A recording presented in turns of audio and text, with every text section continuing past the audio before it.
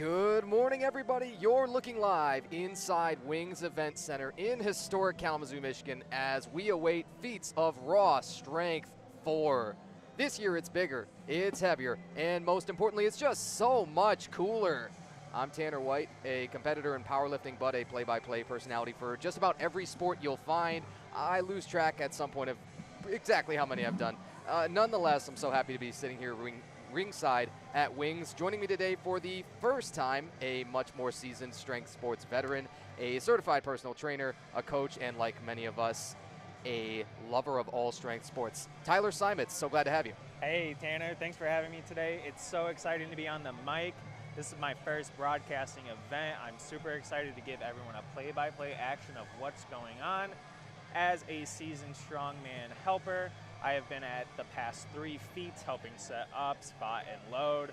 So I have a pretty good gist of what's going on here. So we see Ben here testing out one of the implements for the axle clean and press.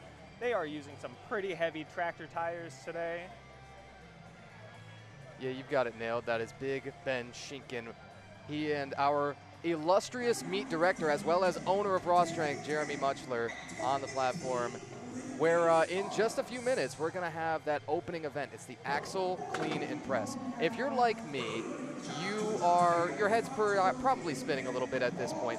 We'd recommend you all go to ironpodium.com, search for Feats of Raw Strength 4, follow along with our live events entered throughout the day, and just try and keep abreast of all the action. You can see athletes' scores as they come in, their points. You see the list of the events in order. It's going to be in this order: the axle tire clean and press. The ATV Conan's wheel is one that we're really excited about, and a very, very unique one. Yes. That was completely custom built, as I understand. Did you get to see any of those implements being crafted? I did. So I got to see the Conan's wheel being crafted. It was a lot more intricate than I was expecting the event to be, but it turned out to be a solid piece of equipment, and I'm super excited to see the ATV and how heavy these super heavyweights are about to walk. Yeah, that's going to be a max distance event, as I understand. And correct me again, as sort of a newer venturer into strongman. At any point, I encourage you, go ahead and slap me in the face, perhaps, if you will, if you find that necessary. But beyond that, in the order of events, we'll proceed third with the car squat, the truck pull, that'll be coming directly at us, and then finishing with the sandbag over bar events. We've got about currently 10:11 a.m. Should be on track for the 10:15 start. We've said that before. We've missed it. That is all of strength sports. That's all of sports, really, though. Yes. And something I also want to hit on the fact, I'm so glad that we are inside today. 80 degrees outside with a high of 91 here in Kalamazoo. And in here, cool. Quite cool. Very cool. Very cool. With this heat wave coming on this week, we are very thankful to be inside for these events. Wings has always been a great host to us, and we hope for many, many more opportunities to come here and show the raw feats of strength that these competitors can pull off today. That is a wonderful little plug again. And boy, we await just a couple more final warm-ups. Our athletes should just about be filing out here, being ready for the axle tire clean and press in a few moments. You're going to see our 2 different sets of the axles, the lighter and heavier, and I believe we'll start on the lighter end with the women's 1 lightweight novice, Nina Kirk. Yes. Yeah. So for reference, just looking at the screen here, the bigger tires right in front are for the heavyweights and the super heavyweights, while off to the right just a tad bit, that's where our lightweight and our novice classes will be, just so that way we can get the flow moving pretty well during these implements, so we're not having to change weights constantly. So during these events, you're going to see the athletes come up to the bar. They are going to have to, in one swell swoop, put the axle bar onto their stomach, up to their chest, and press it. Meanwhile, waiting for the down command. That will indicate a good lift for these athletes.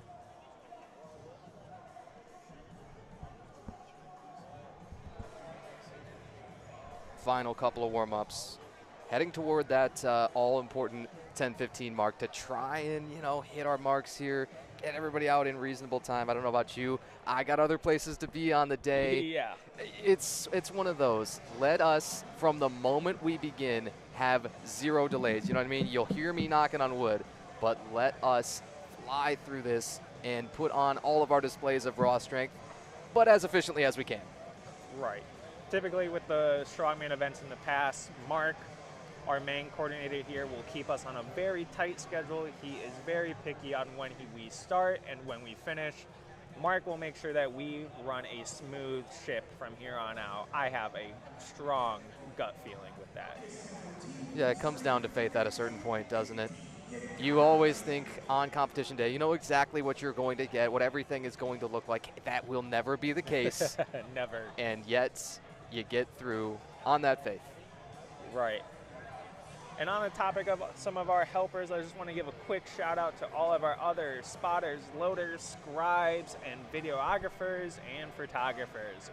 So just to list off a couple names here, we have Ross, Rich, Sam, Ben, Justine, Jennifer, Amber, Jimmy, and many, many more here. Without their help, we would not be able to put this event on.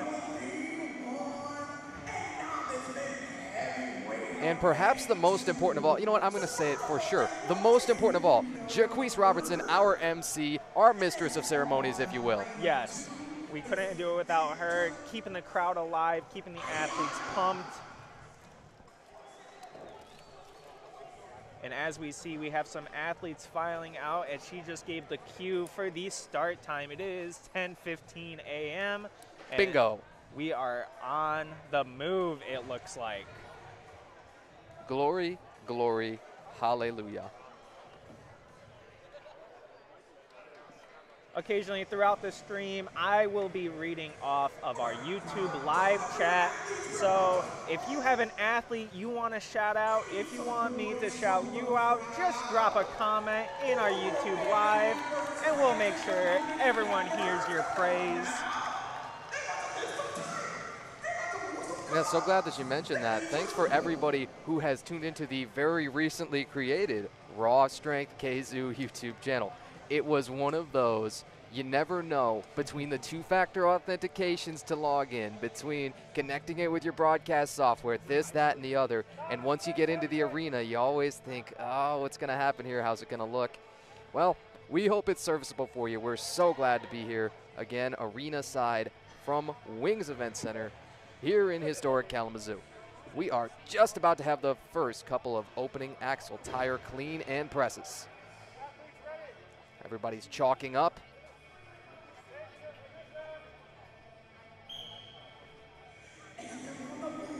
Opening clean and presses with the axle tire implements. That is a good lift from Victor. It's a max reps event at the selected weight.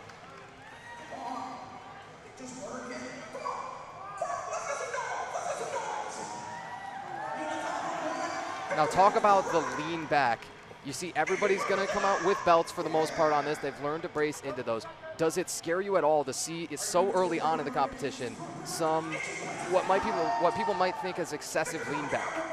Yeah, so it can be quite scary, especially when you have such heavy weight on your chest. But in terms of strongman competitions, having that backwards lean is so important when it comes to the mechanics of the lift. It helps you get a good push off with your chest, so that way the shoulders don't quite take the full brunt of the force. Good job, Victor and Nina. Our first competitors are wrapping up, and now we are moving on to the men's novice heavyweight 220 plus. So it was Victor Arriaga there in lane 2. I think he had 3 successful reps. Again, those will be rolling in on Iron Podium as live as we can get them, as quickly as our scribes can get that all communicated and our scorekeepers can enter them for you. Yes, if we happen to miss a play-by-play action at the end of the event, the scribes will update the scoreboard. So make sure you tune into Iron Podium for those events towards the end.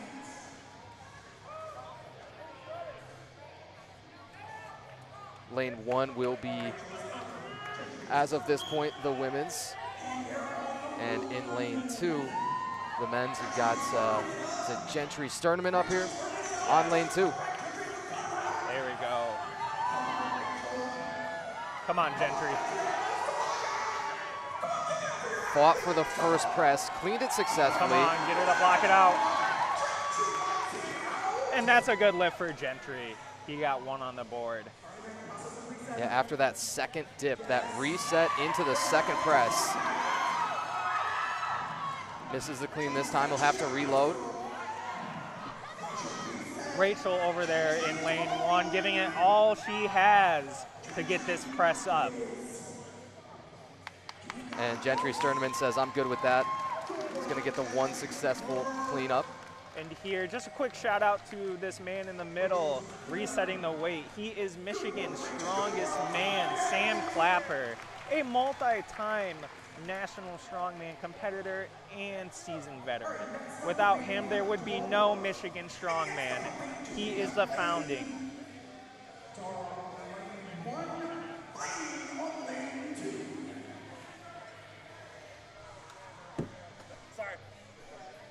He's also got a good sense of humor. He'll be the one that you see closest to the camera right now, Samuel Clapper.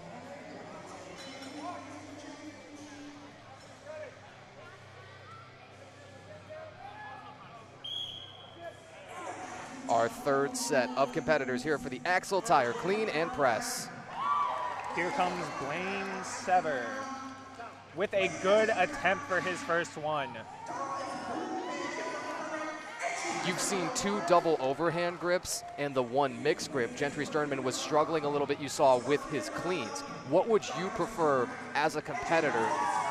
Ooh, as Blaine might get a little bit stuck on his next press. But in terms of the double overhand versus the mixed grip. The mixed grip does provide more support on the clean, but that transition on your chest, switching to the double overhand, can cause some energy expenditure. Yeah, as you've got to flip the wrist, yes, and you've got to probably extend it back heavily, yes, under great loads. It's one of those I think anybody could feel and could come up with that diagram in their mind that that's going to be really tough. Yes. This is a very tough event, especially with all that load resting on your chest, because you are not allowed to drop the implement once it's on your chest.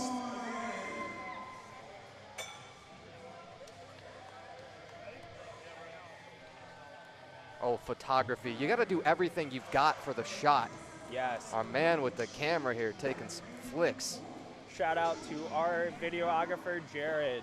He is an up-and-coming videographer in the Kalamazoo, Grand Rapids area. If you ever need anything, we will link his socials towards the end of the live stream so you can get your pictures and videos done by him and Corinna. Looking at the YouTube chat here, we got some shout-outs for Tillman, Rachel, and Dara. Chat already popping off early on. Thanks so much for everybody that's here right at the start of the day. If you're gonna be with us all day long, we encourage you, grab some nutritious snacks, a number of beverages. We've got beverages all over our table that none of you will ever be the wiser on. You will not see, but we will enjoy, allegedly. Allegedly. You would have never guessed I had 4 beverages myself on this table. Indeed you wouldn't. Here's Preston Rapp looking for a second press. That's a good press. And that's one of the narrower grips, in fact, probably the narrowest grip that we've seen so far. Yes. Typically on these, you are outside of shoulder width. As he's resting it on his belt, he needs to get it up to his chest without resting too long. There's that infamous back bend we were talking about earlier. He needs to regain control for this third press, and he was not able to get it. Tried to dip, tried to dive, just wasn't going to come up on that third attempt. Preston Rapp. Still in the men's middleweight novices. Or pardon me, those were the 220s, correct? We're still in the 220s. Yes, we are still in the 220s. We got a pretty heavy 220 novice weight class this year, and I'm excited to see what these gentlemen can put on the board. Jacob O'Donovan's going to be next up in lane 2. And in lane 1, we have Tess Bellows, the wife of Jared Bellows. If you'll recall, one of the last strongman competition that I was able to be part of, that was the Battle of Asgard back at Raw Strength. And Jared Bellows put on a monster show. He was the one who snapped the axle, loading, was it a solid 800 pounds, I believe it was, yes, on an max axle deadlift. An absolute animal, and you'll notice there's a reason why he goes by Bellowing Viking on his Instagram handle. He'll be hard to miss.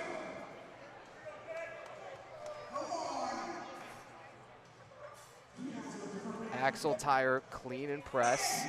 There we go. He just got his 7th press. Let's see how many more he has in the tank. Oh, a slip of the hands there.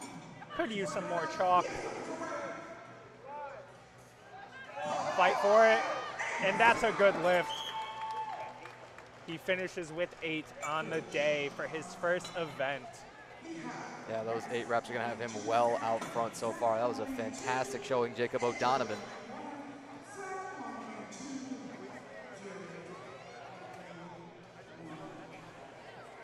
And next up in lane 2, it looks like we got Zach Kruger coming up. Looks like he's gearing up with the chalk, getting ready. And we should be now on to men's novice lightweights in lane 1 as well. All the female competitors, I believe, are done with. Yes, it looks like we are on our first men's novice lightweight in lane 1. Gerald Bunch is over there. He's got a couple of successful presses. Yes, he's moving and grooving over there. And in this lane 2, with Zach, you see that transition I was talking about earlier, where you'll start with the mixed grip, and as soon as you get it to your belly, you get that transition to double overhand. And he makes it look easy.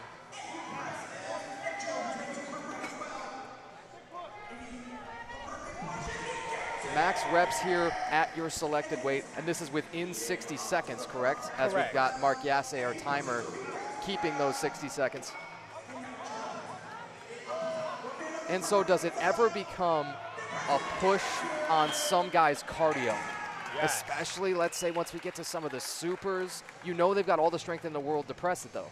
Yes, cardio is going to become a big factor, especially as we move into these heavier, super heavier weight classes. Your cardio is going to be the best thing for you.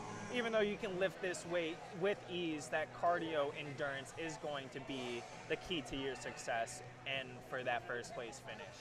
You've trained strongmen, yes? I have, yes. And talk to me about how you would program your cardio work in addition to all of the event-specific prep, the general physical preparation. How would you also work in, you know, a little bit of the stuff that they really don't like to do? Yeah, so with cardio, especially with strongman, nobody wants to sit there and do any sprints or any hill climbs. So the typical cardio that you'll see is any kind of weighted carry. You can do max repetitions for a press like this event here at a lighter load, just going until you can't. That's going to be one of the true keys to getting your cardio endurance up.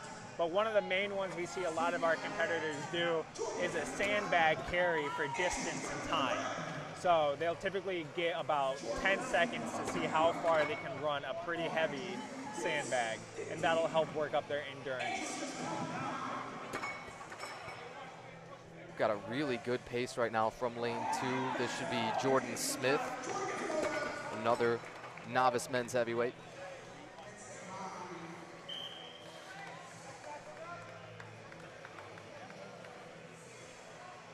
Did we have 9 successful reps? Is that what I heard? I'm trying to slip an ear out and catch all of these scores as they're shouted out for our scribes.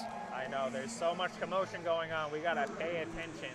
It looks like in lane 1, we got a competitor over here wearing jeans. That is some unethical attire we see in a strongman competition. Jeremy Cray, wow. They said it couldn't be done, you know? But if he goes and clips them off, then you're gonna eat your words, right? Yeah, I will eat my words happily. And it's Joe Leffler in lane 2, closer to us. Joe had to dump one there on the press.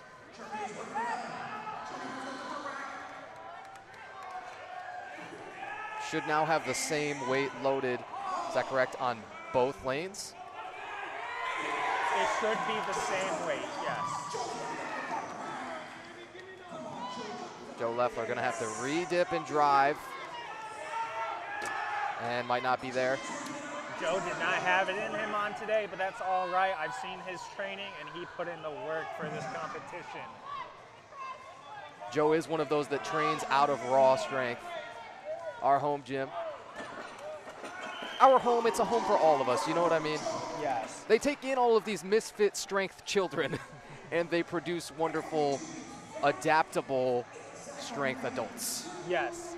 Yes, we are a compilation of many, many different strength sports, many different personalities. We are a melting pot full of love and strength at Raw Strength. Next up in lane 2, we got Zach Green. Now, Timothy Champion over in lane 1, too. That's a name you've got to highlight. You're destined for greatness, right? It's one of those where it's sort of a self-determining thing. He did just miss his first clean over there on lane 1. He'll have to reset and really dig in the tank. But you can't be named champion and not take big swings. You can't be named champion and not leave it all out there. Exactly. You know that he has that championship mentality inside of him as he gave it his all on that platform.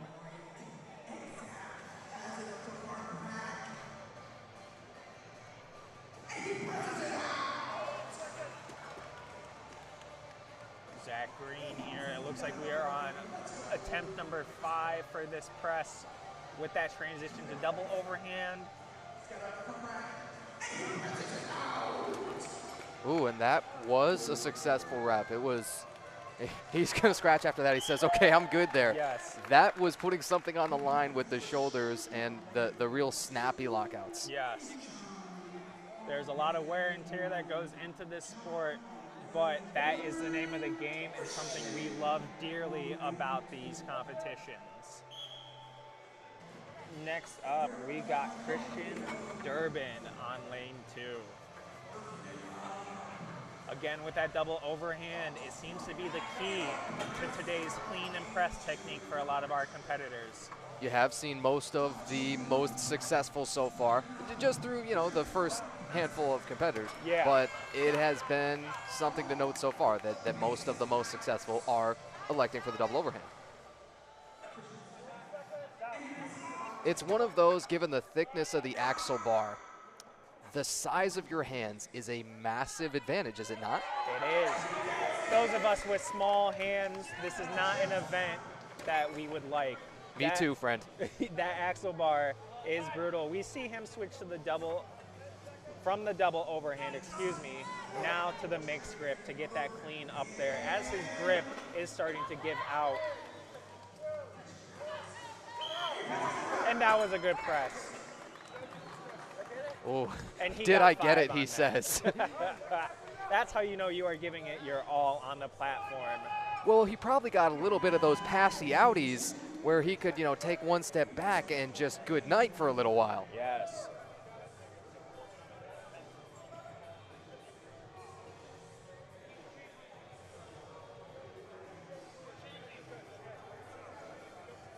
Resetting, and we'll get ready to go again. We are moving through pretty well. You get 60 seconds. Many of our competitors haven't been able to take really that whole 60 seconds so far. Just down to pressing power and, maybe what you also have left in your low back. Yes. Speaking of pressing power, this is a fantastic first couple of cleans. Yes. Here from lane 2. Got Devin Spand right here. Devin is showing his feats of that cardio and endurance training paying off, making those cleans look easy, again with the double overhand grip. And this is one of the narrower grips and the narrower stances that we've seen so far. I mean, this is just blowing me away. From a lankier lifter too, relatively.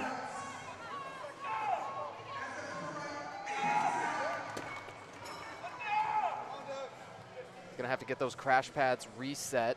Yes. But boy, 1 or 2 more looks like it's going to be in the tank. He's running out of time. How many more can he get? Give it all you got. There we go. Nice. He got 7 on that. Way to go, Devin. To think this is novices and you're clipping off, 7 to 9 reps. If we are still in those novice 220s, you're looking at a 200-pound total implement weight. Yes. And if we notice with our heavyweights, it is slightly heavier, so we stand corrected from last time. Our heavyweights are at 220 for their clean and press. So here we see Colton Watson getting ready with that transition from underhand to overhand. And flipping the elbows under is an issue right now. Now the dip drive, not quite. For many of our competitors today, this is their very first time touching any of these implements, even in training. Most gyms don't have the luxury to have these type of equipments in store. And that would be, again, as a strongman outsider, to me, incredibly difficult to show up. You've got all of your general physical preparation. Yes. You've added your strength and muscle, and you have just zero specific training on the exact kind of implements that you're going to be using on competition day. Exactly. But that's the beauty and the chaos of it, no? I think that's going to be one successful rep there. Yes. He gave it all that he got. Looking over at the YouTube chat here, so we got Lisa saying go Coop. Gina with the shout out for D. Sarah saying let's go paramedic Gerald. And Uptown Strength shouting out Josh, one of their home athletes from Detroit Muscle Gym. Detroit Muscle Gym, I was fortunate enough to go over there just, boy, was it last weekend? You see, this is how I can tell I've been in school too long. But yeah, or just a couple of weekends ago, pardon me. That was on the 7th, I believe, at Detroit Muscle Gym. It was the Motor City Muscle meet for Powerlifting America. And I got to see a number of records, especially within the state in the federation fall. So I now put that on the resume, put that on the LinkedIn as a seasoned strength sports commentator extraordinaire person. Yes. We sit and we talk. And that's exactly the beauty of it too. There's just no more to say about it besides, well, we have the best seat in the house to watch these fantastic competitors. We do. We got front row and center floor seats. People would pay a good chunk of change for this view that we have.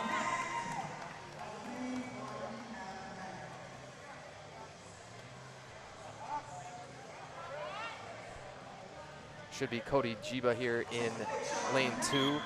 Trains out of Unreal Fitness in Grand Rapids. He says this is his second competition. You notice how high he cleaned that to the chin? Yes. He could have taken that on the chin.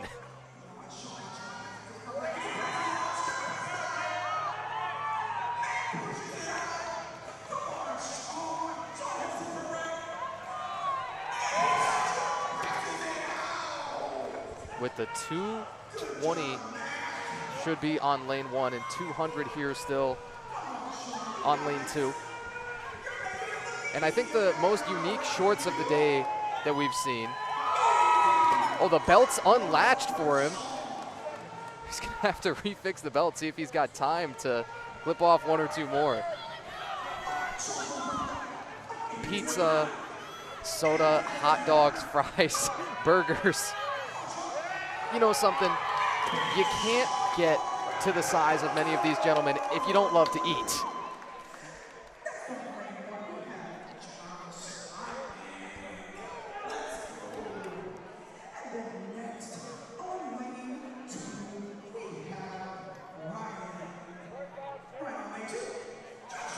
Our MC, Jaquise Robertson, guiding us through. She'll get our next couple competitors up in just a moment. Weight's going to be switched out here. Our our loaders, our spotters, they are known to get just about as much of a workout as the competitors. That's something that I talk to everyone who's ever had to load and spot in a competition. They've said exactly the same. They say, I am more cooked now than a lot of my heavy training days. Yes, exactly. As somebody who's a seasoned spotter and loader for these events, I can speak personally that this does cook you to the core. This is one of the hardest days of the whole year, is spotting and loading this enormous amount of weight. Do you mean you are a sucker? Do you mean you are simply too nice and you are getting roped in too often? I am. I need to learn how to say no, but I have a love for this sport, and I will do anything I can for it. So now it looks like we did transition from the novice men's heavyweight to the open men's heavyweight. It looks like Kevin Mante is going to be on lane 2. And if we're seeing this right, as this got swapped out, that was a 60-pound jump put on the implement. That is massive. This is all the way up to 280. And as we see, these cleans are not as easy as the last time was. This weight is extremely hard to lift up in this manner. From what we've been told of all of our implement data, it's a 90-pound tire per side. To think you're then throwing on 100 pounds in plates beyond that, and many of the competitors here, this is going to be above their body weight. Yes. To clean it, press it, multiple reps. I mean, yes, it's a push press, but you can't take away the just sheer bone-crunching weight of having that above your head. No, and it looks like Kevin called it quits, as that clean took so much energy out of him, more than he was expecting. Yeah, he gives a little bit of the shrug, but what do? It's simply 280 pounds loaded on there. That is nothing to scoff at. The most you can do is shake it off and get ready for the next event. So now Riley is on lane 2. Riley Cole. Yeah, this was another competitor that I got to see at the Battle of Asgard last year at Raw Strength. I believe Riley was a novice at the time, now in the open class. Yes, he has gained that confidence from his last couple of strongman competitions. Ooh, and he's gonna no rep pretty quickly. Oh, never mind. He's back up to it. He was just shaking it off, shaking it off. Don't count him out quite yet. Let's see what this clean will do to him. So far, this immaculate 280 pounds has been crushing the competition. Will somebody be able to lift it, not only clean it, but press it over their head? Yeah, this is hitting like a truck, as it were, with the truck tires. Yes. And even though we are focusing on our lane 2 heavyweights, we do have to shout out our lightweights and middleweights over on lane 1. They are killing it still. They are giving it everything they got.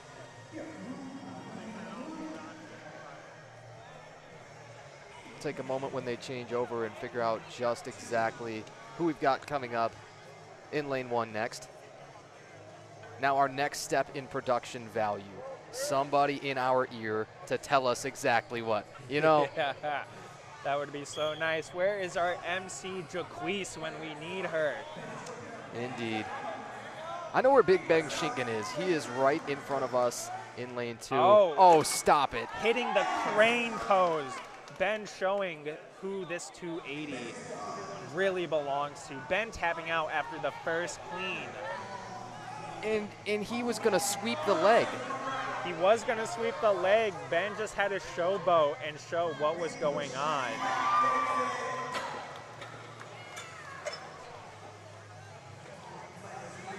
That is utter confidence in oneself. If I'm not mistaken, it was Ben Shinken who once took home the LA's Strongest Man title. I mean, this guy's been everywhere. He has been everywhere. He trains with so many known strongman competitors around the world. One of his good friends, Martise Lisi, one of the strongest men ever to compete in this sport. And a one-time champion of World's Strongest Man, right? Yes, sir. Yes, sir. Him and Martins are in a battle to see who can shoulder the world record stone. Now, if you could tell me off the top of your head which year it was that Martins Lisses took home the World's Strongest Man title, I'd be very impressed with you. The good news is you don't have to know it off the top of your head because we will allegedly use the internet to find out shortly enough. If I had to put a rough, honest guesstimation before it, I would say it was either the 2019 World's Strongest Man or it was the 2021 right after COVID. And that was a good lift for Roger. Starting at our super heavyweight for our men's open at 300 pounds. Fighting for that second rep, he gets the second rep. Cerberus sleeves, but with tennis shoes. You've seen a lot of the athletes so far opt for an Olympic lifting shoe. Boy, how much do you feel the difference training in, a shoe which is designed specifically for the gym here versus the tennis shoe? You just rarely see that. I know, you hardly see it. When it comes to strongman, you want to be in as much comfortable attire as possible, unlike Olympic weightlifting and powerlifting, where sometimes that elevated heel is going to benefit you. In strongman, you want to be as comfortable and train like you play. So he must have been training in those specific tennis shoes throughout the whole entire prep that he was on. So that way he made those reps look like butter as he was pressing the impressive 300 pounds over his head. Yeah, the supers, they have, so it's an entire 45-pound plate on top of the 90-pound implements. Yes. On each side of the tire. You add in the weight of the axle, and then we've got a little chip on there. I presume those are 2.5s on the ends. We probably won't be quite able to see them with the camera here. Right. But from my angle, I can see at least one of them is a 2.5. I think it acts as a buffer in between the axle and the tire, so it doesn't shift around too awkwardly. And even so, as you drop those down, it becomes quite difficult. Right. It's Nick Eldridge here in lane 2, correct? Correct. Another Raw Strength trainee.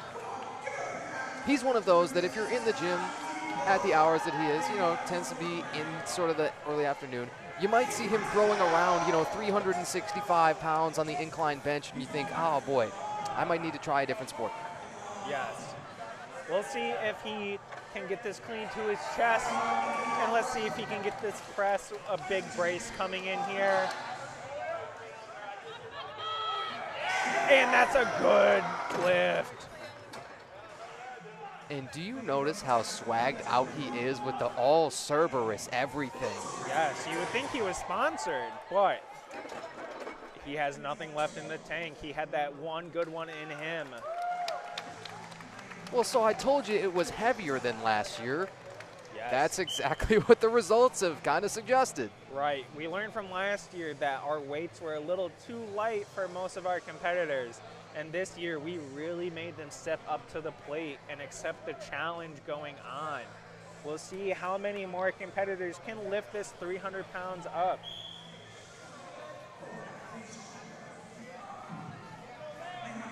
Try and get a glance at who we're up with in lane 1 in a moment.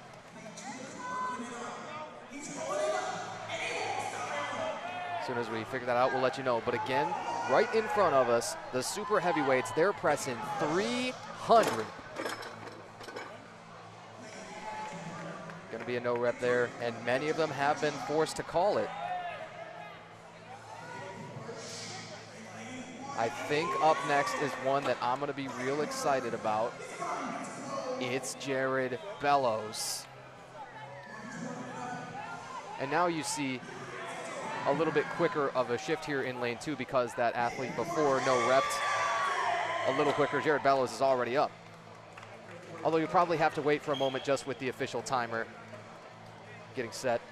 And that is Mark making sure that everyone stays on the same pace and we leave no man or woman left behind.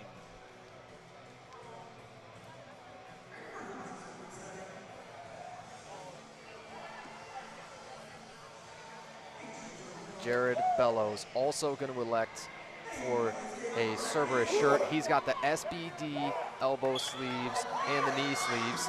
He's drippy as everything too. It's the black and the red scheme. Can't go wrong with that. He powered back. That's a good one. Oh man. And it's Josh Bowler in lane 1. He's got a good rep for him as well. Josh is another that's transitioned now from novice to open. He's an under 220. And Josh Bowler, a technician. That was a fantastic second rep. Jared Bello still closest to us with Samuel Clapper looking on.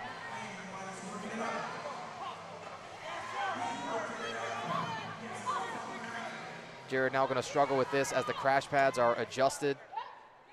He'll be another one to flip from the mixed to the double overhand to transition to press. Whoa, whoa, whoa, whoa, whoa. The tippy toe to save that rep. Unbelievable.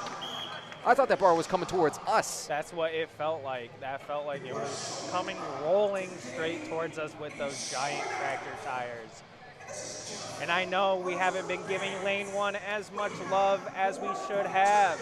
It's hard from our angle to see the competitors, and they are moving so swiftly that we lose track of them. But we do appreciate their sportsmanship and their tenacity with the effort that they are giving. So just know, even if we don't comment on them, they are still loved and we appreciate their effort.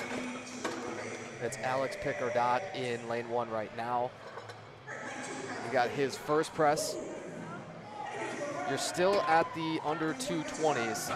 There's one more after Alex. That's going to be Ben Herrera. One more Raw Strength local trainee.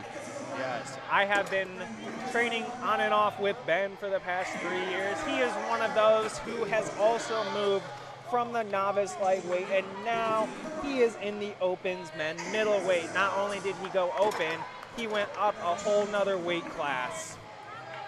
Is that scary? It Even is. for strongmen to accept that sheer gain of mass, to see that scale creeping up for weeks, months, even years on end.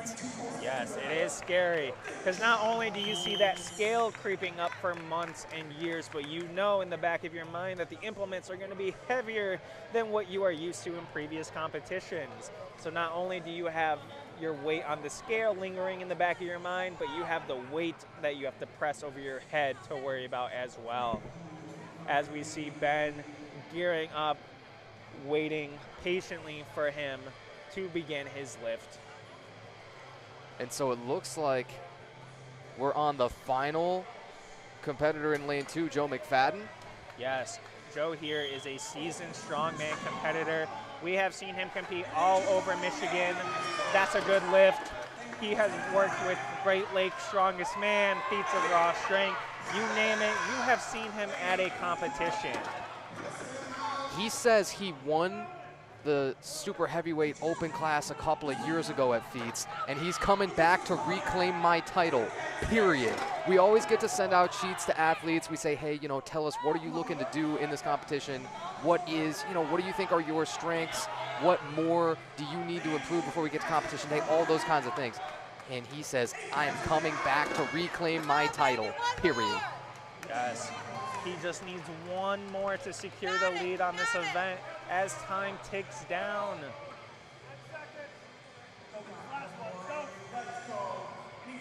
An 8-year veteran of competition with one more rep. Oh, one of the quickest reps we've seen all day. You're not supposed to get better and stronger as it goes along, right? It's supposed to look harder. It's supposed to be harder, but Joe, like you said, a seasoned veteran, made it look so easy in comparison. That was massive. And again, the final weight ended up at 300 pounds on this lane 2, the closer lane to us. And many of the super heavyweights managing at least one rep. Anybody that gets multiple at that, again, even if it's beyond their body weight, that's monstrous. And that should be the end of the axle tire clean and press. It does look like it. So I think I just heard our MC Jaquise Robinson say that we have a 10-minute intermission between these events. So our spotters and loaders can swiftly move out of the way these previous implements to get ready for our next event. And that should be the ATV Conan's wheel. It is a staple, of course, of the sport. So it's, boy, where do we even start with the theatrics of it all? Just bringing in the ATVs, these custom-made implements. Man, I'm excited. I'm super excited for this one. This is one that I saw be made and put together. I got to test it out myself a little bit. It is a killer on the crux of your elbows. So these athletes will have to be prepared using elbow sleeves, any type of guards that are allowed in our rules. They will have to use anything and everything to pick up this wheel and see if they can make it the distance. And I think we're going to take a moment to adjust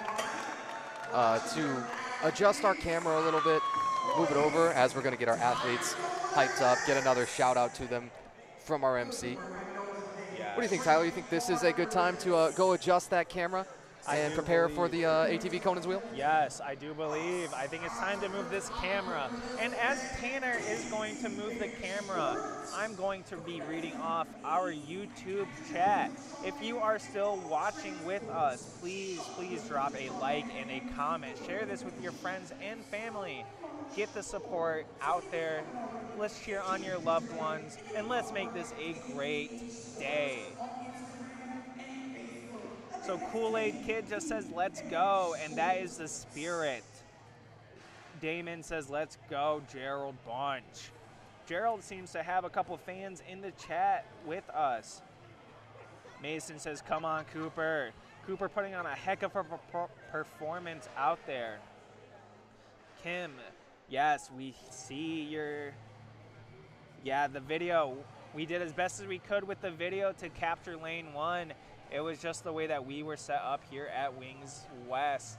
So we had a very specific layout. But again, each competitor and athlete is loved and appreciated here. They do not go without any of our undying support from the crowd, our MC, and fellow scribes and spotters and loaders. And there we go. We got some Let's Go Joe and Great Job Joe in the chat.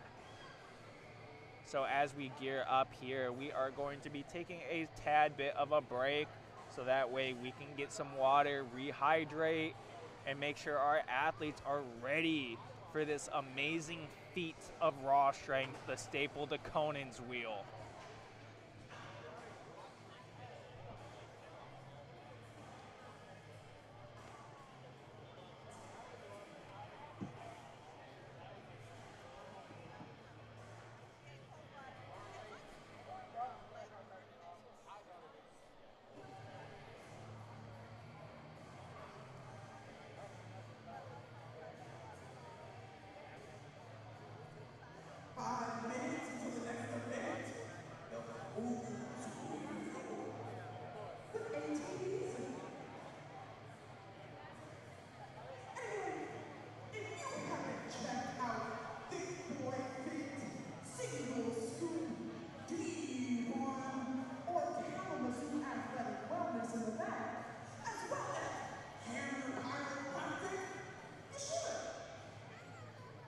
And as our MC Jaquise just announced, we have that 5-minute warning into our next implement.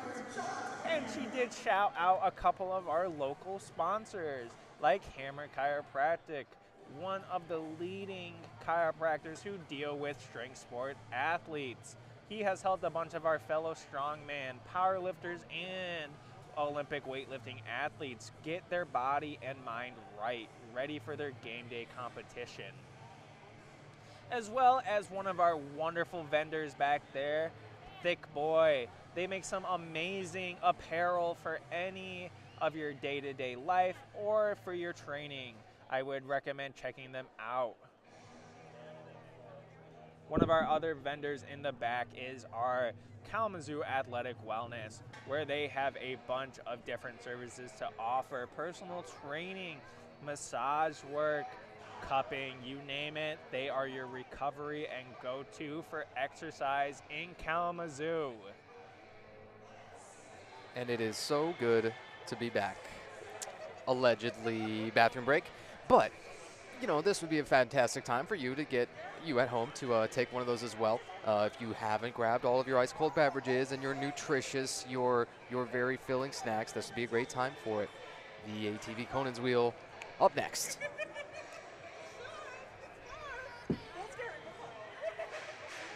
Are you having fun yet, Tyler? I am having fun. This is a blast. For my first commentary experience, this is one of the best experiences I could have asked for.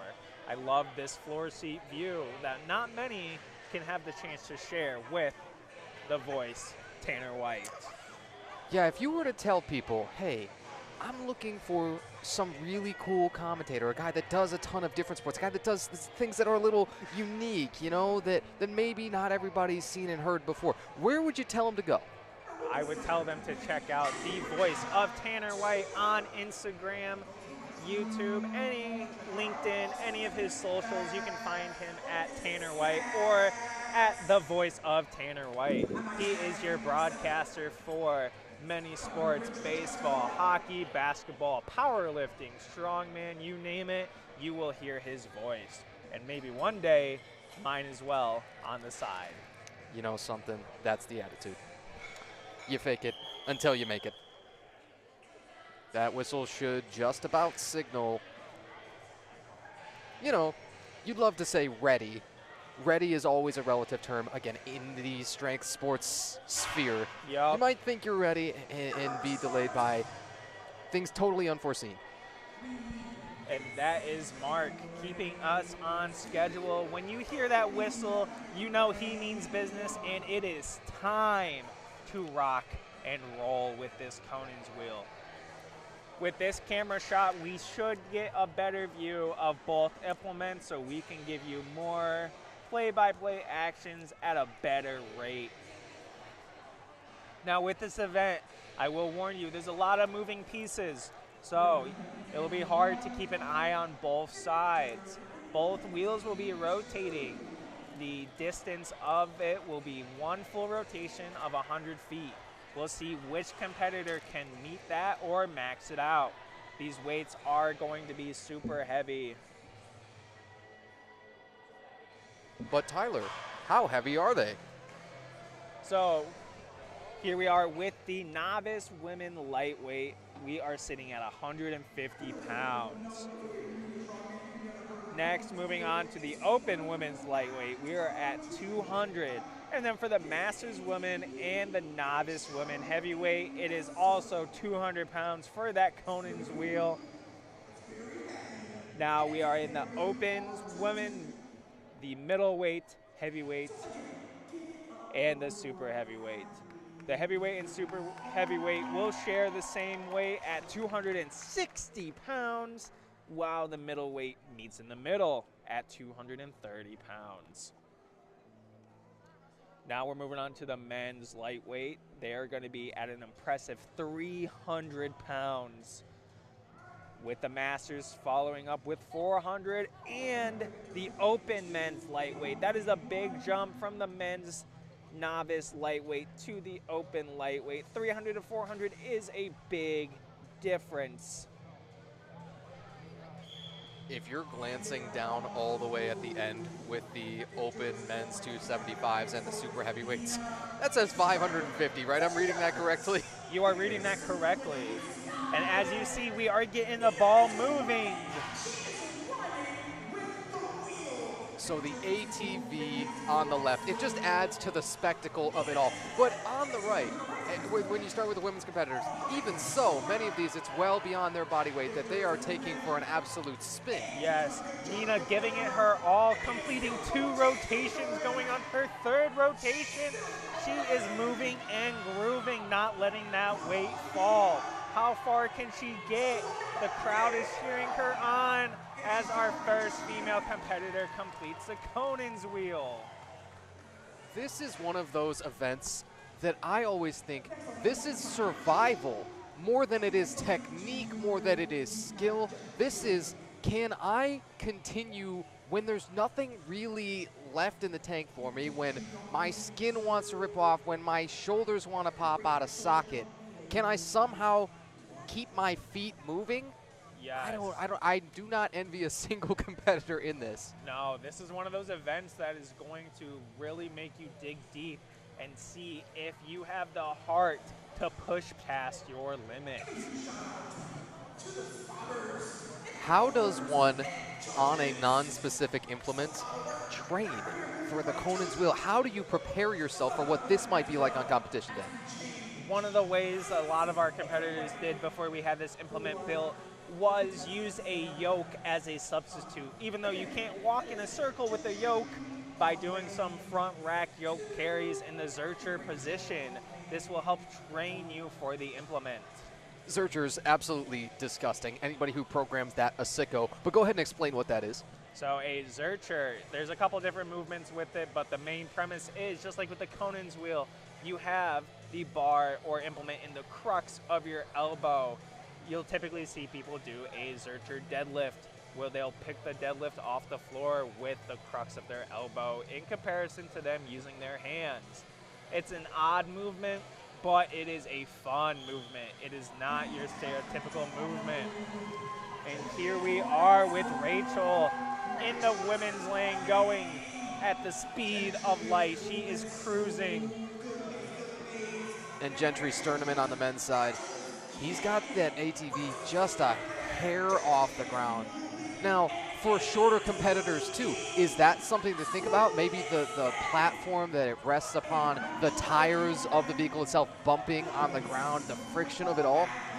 Yeah, that is definitely something to consider. While we were doing our heights for this implement, we had to remind the competitors that it is going to be heavy.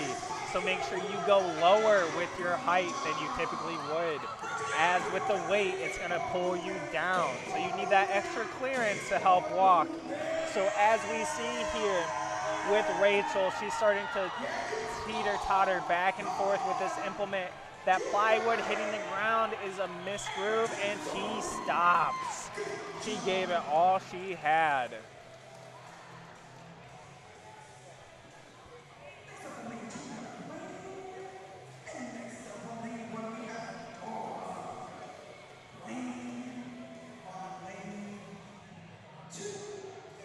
Gonna have our implements reset in a moment.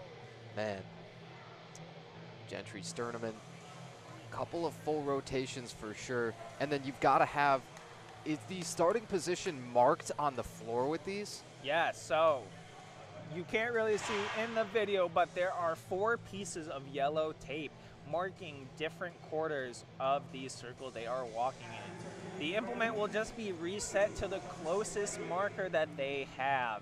And so they are all equal distance of 25 feet between the markers, making it a full rotation of 100 feet. I was thinking, am I in danger of not learning anything today? Absolutely not, because I have now just learned something entirely new. It's a really good pace here to start from Blaine Sever. He's a novice men's heavyweight 220. That's lane 2 on your left of screen. And now I think we're already seeing some adjustments, some quick repairs on the implement on the right. That would be a wrench in plans, would it not? So it seems like we are transitioning from the novice heavyweight to the open middleweight for lane 1 for our women competitors. Oh, so that may be just adjusting the weight, right? Yes. Well, pardon me. Then it should be up in, let's see. Can we see what the weight will be if it's the women's open lightweights? So our open... Or the open women's middleweights, it ought to be set to 230 pounds. Yes, so that is the adjustment going on right here for Dara Ibbett. And for the men's, it's Preston Rapp right now with the ATV. Now, he appears to be one of those holding the arms a little bit higher. You've got some pretty decent clearance from the ground with the entire platform that ATV rested on.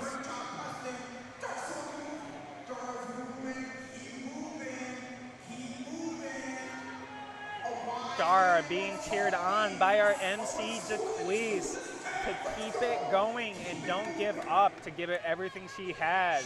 She doesn't look like she's struggling. She's got more left in the tank, but how much more is the question? There she goes, dropping the implement, completing a very successful run for her. Now here comes Ross measuring the distance that she went. Again, if you want to be updated on the scores, please check out Iron Podium, as our scribe, Justine, is putting in the weights as the implements end. There should be updated with the axle clean and press here in the next couple of minutes. Yeah, we've refreshed it a few times trying to check in on that. You think that we're simply, you know, omniscient. You think that we simply absorb every little bit of information, every tiny stimulus out of the many, many thousands that we're going to get today. Perhaps that's not the case. Now, if you want to think that and continue to think that, okay, absolutely. Go ahead.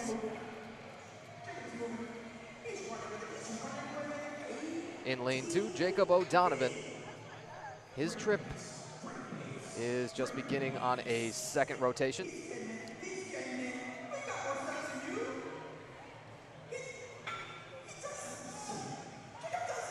Is it the upper back? As you would look around, you sort of presume it is. That tends to be the limiting factor. Is it the legs here too and keeping your stride going? There's so much at play here. That upper back, having to support that heavy weight in that front rack position is definitely one of the leading causes, but I would also say keeping that core tight while walking with this heavy weight is not an easy feat. It is extremely difficult, so that brace is super important to complete this implement. We have Kendra Daniel in lane 1 preparing for her adventure around the Conan's wheel. Does it feel real mystical, real magical, this adventure, or does it feel more so akin to torture? From our perspective, it is whimsical and magical, but from their point of view, it is probably torture, as this is a very, very hard implement. This implement was a year and a half in the making to figure out the right way we wanted to go about it. Kendra having to dig deep to complete her first full rotation, going on her second, how far? And she makes it a little more than a quarter of the way through her second roundabout. What I noticed on Kendra's posture was her whole torso a little bit more leaned back. You had the chest up a little. Do you generally think that perhaps, you know, a more neutral upper back position and maybe a little bit even perhaps of the thoracic flexion might help some with their brace? Because you've certainly seen some where they tuck the chin practically down into the chest. Yes. So maintaining that neutral spine is going to really help, especially as you get tired. The stronger foundation you have in this implement, the farther you are going to be able to go. Here we got Tess Bellows starting her run. And this was one of those where I think they were able to get them started at the same time on both lanes 1 and 2. Though a max distance event, so time not as important, you just want to keep on track. Yes.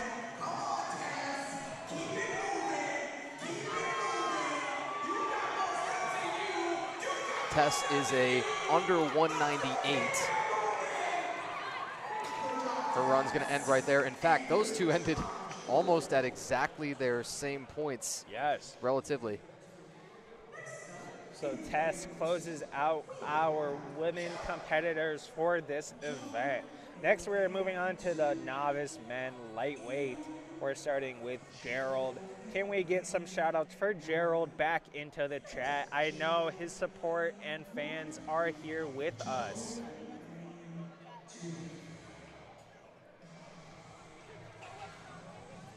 Gonna have the women's weight adjusted in a moment. Unless was Tess our final, pardon me, Tess was our final women's competitor. Yes. So up next you'll have men's novice 220s. And Gerald Bunch will be the first of those, then Andrew Haight and Jeremy Cray in the hole. I wonder with Jeremy Cray's stature as probably the shortest of all of these competitors, does the length of his stride maybe take away a little bit from his maximum distance potential? It probably will. With how short his strides are going to be, it will probably take away from his distance, but his endurance could keep up because he is having to conserve more energy. Here we are with Gerald Bunch, giving it his all, completing his first rotation. Now you want to talk about a pace. He has taken some of the most massive strides of probably of anybody that we've seen so far on the event. Yes. Joe finishing strong for the men's heavyweight class. Gerald Bunch maybe got a couple of more strides in him. Come on, Gerald. Let's hear it in the chat. There he goes. That's a great show.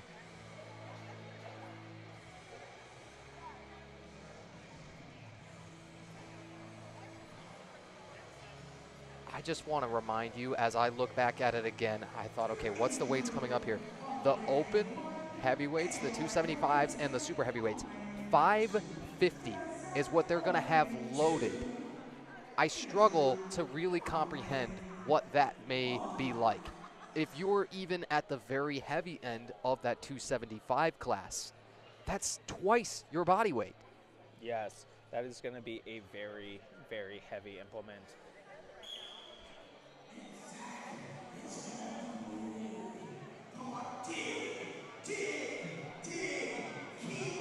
Looks like we have Zach Green in the men's novice heavyweight beginning his event. He is going strong.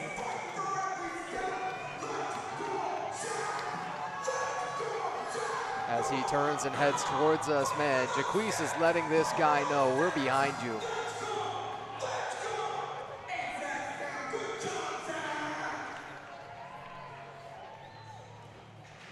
Does chalk give you much of an advantage here? Would you, because you have the option to use it, would you say, okay, anything which may give you any kind of advantage? But I don't know. It seems as if because you're in that sort of searcher position that you mentioned, as you present the crooks of your arms, you're going to get chewed up regardless. Yes. I don't know how much chalk will help, but as you mentioned, anything can help along the way. And you'll see tons and tons of different supportive gear, right? But all in the same, all for the same purposes, of course. The knee sleeves, obvious enough, right? Elbow sleeves on pressing events. But then would this be one, and pardon me, this is a completely ignorant moment on my end. Is this an event where you could also use elbow sleeves, or is that not permitted because of the searcher position with the arms in front? If I am not mistaken, you are able to use the elbow sleeves. I see a couple of our competitors out there in the background with their elbow sleeves on. So maybe for some, it is just that sort of badge of honor, that moral superiority of I am a completely unequipped, raw as the day I was born type lifter. I mean, that's the hardcore side of the sport, right? Yes. Those are beyond just I enjoy competing, I enjoy lifting really heavy. Those are, let me get everything I can possibly do, maximize my results. I'm here to win. Yes. And as we see with Jeremy Cray stepping up in his infamous jeans, I love to see it. It's not your typical strongman attire. You'll see the kilts, you'll see the hoochie daddy shorts, if you will. But jeans is a new one. I have never seen somebody compete in jeans before. I've seen jorts, but not jeans. Indeed, the cutoff jorts can be something of a power move. Those are the guys that you've got to watch out for. If maybe the guy doesn't look like much, but he's got the cutoff jorts, beware. You know he means business. Devin Spand taking a couple of trips around with that ATV. Does he have a full another one in him? He's another one. He's got a lot of clearance with that implement off of the grounds. He does. You can see the wood start to bounce, and that is a clear indication that the implement is going to slow very soon. That's Jimmy Perucci flexing at us. Another trainee, a trainer, an all-around character in the gym. Yes, Jimmy is a fellow classmate at mine, or was, as he just graduated from Western Michigan University. He is studying for his personal training certificate as we speak. Now also as we speak, check out Jeremy Cray. He is cooking. And this goes back to what I said earlier. The short legs might give him an advantage in terms of endurance because he's not making strong strides.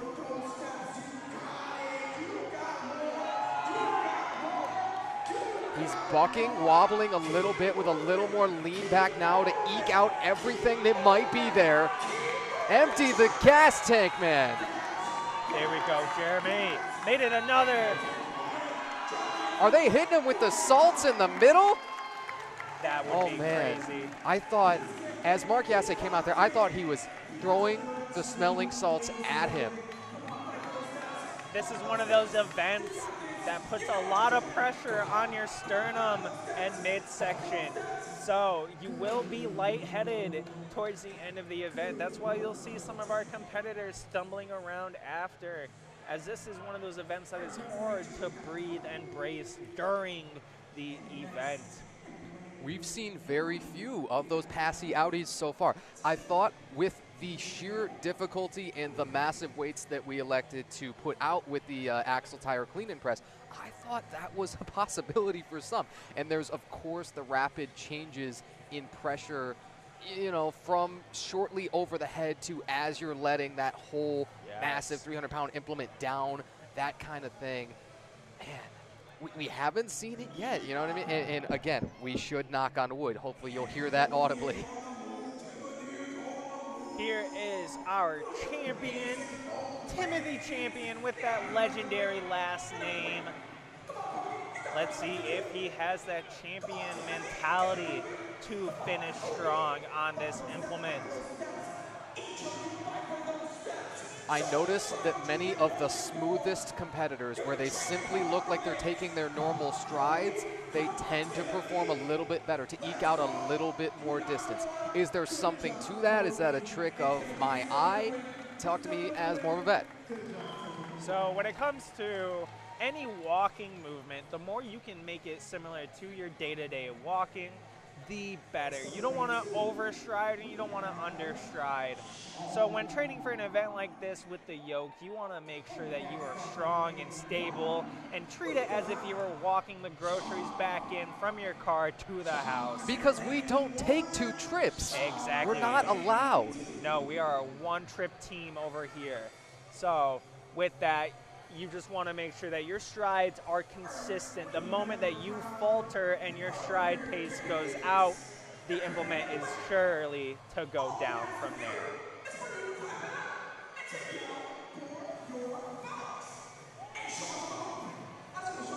Jaquise still guiding us along. She'll be now on your left of screen.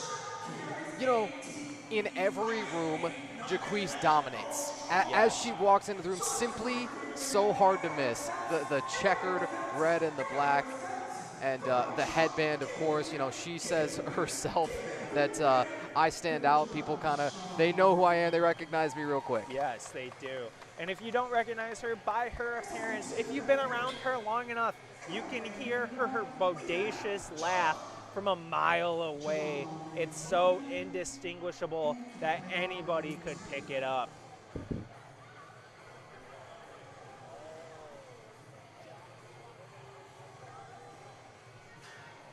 Another reset coming. We got the straps getting taken off ATV right now, so we should be slapping more weights on there.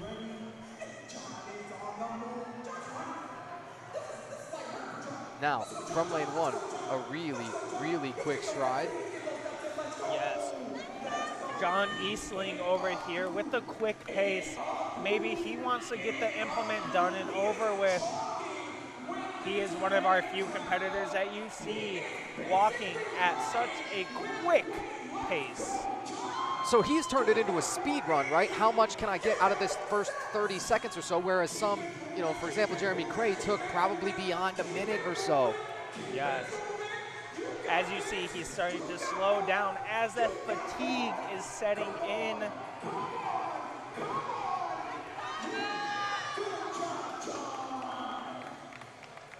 And that was nigh on 3 full revolutions there.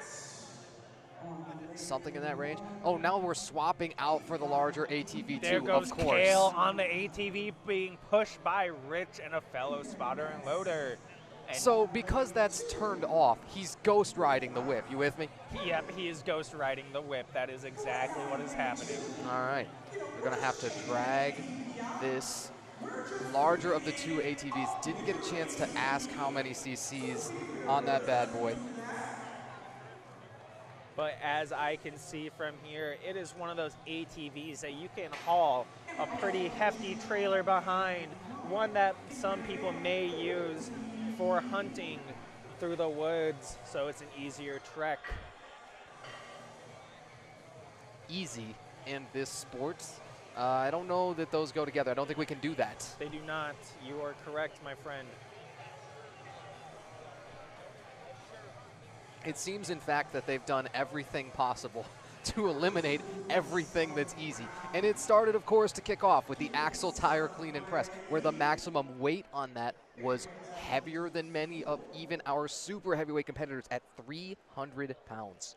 Yes. And here we are, Jimmy, Perucci, and Jeremy loading up the ATV. If I just saw, he may not like that I'm saying this, but I just saw him whack his head on the implement, loading that ATV in. Chat, somebody clip that for later.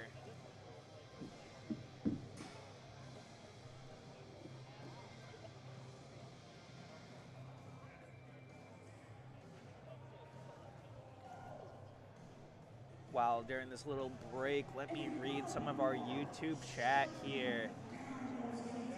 We got some shout out for Daryl, Jared, Cooper, and then are the results being uploaded to Iron Podium live?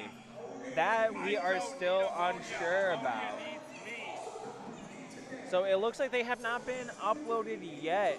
But from what I can see here, it looks like Justine is starting to crack into him.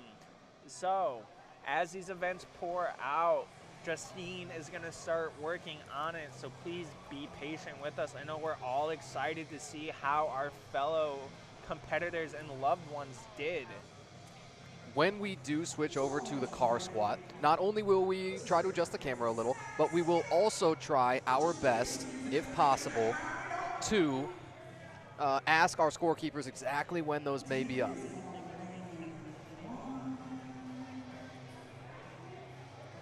Our meet director, Jeremy Muchler, over at the table right now. He's taking a look at the YouTube chat.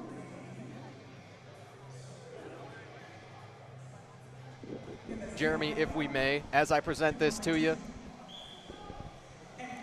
So, just give us your, what are you most excited about so far from the day today? What's been your favorite part? My favorite part is that nothing has broken so far. My man. We'll knock on wood for you. Thanks so much, Jeremy. What's that? We said we'll knock on wood, but thank you. Yeah, you're welcome. Thanks, Tanner. See, now this is how intimate we are. We get to just pass him the crowd mic and say, hey, Jeremy, you know, how are you feeling? Yes, exactly.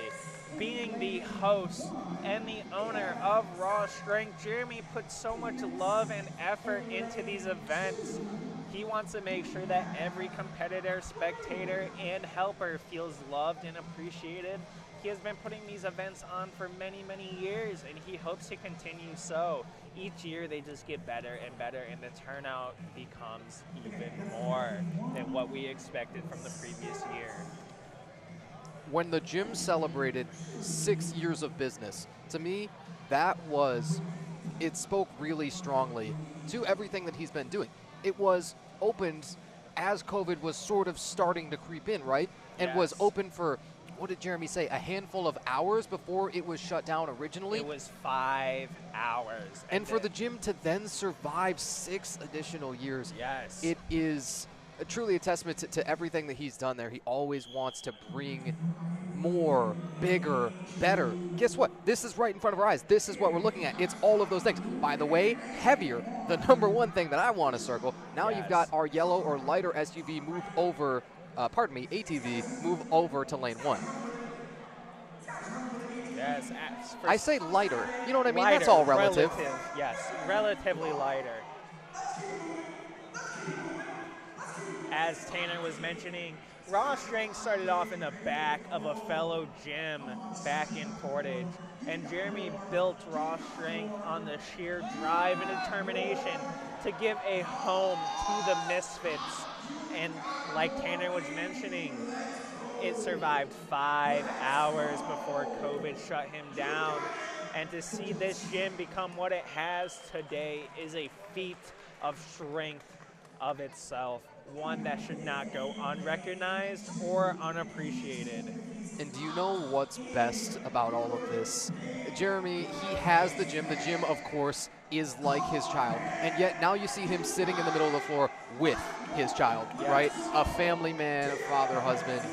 And, oh yeah, on the side, operates a very successful gym to put on events like this. Yes.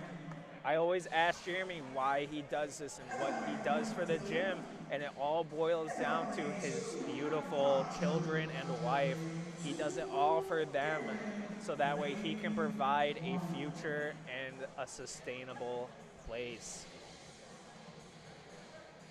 You also see just next to Jeremy our photographer, Karina Hemker.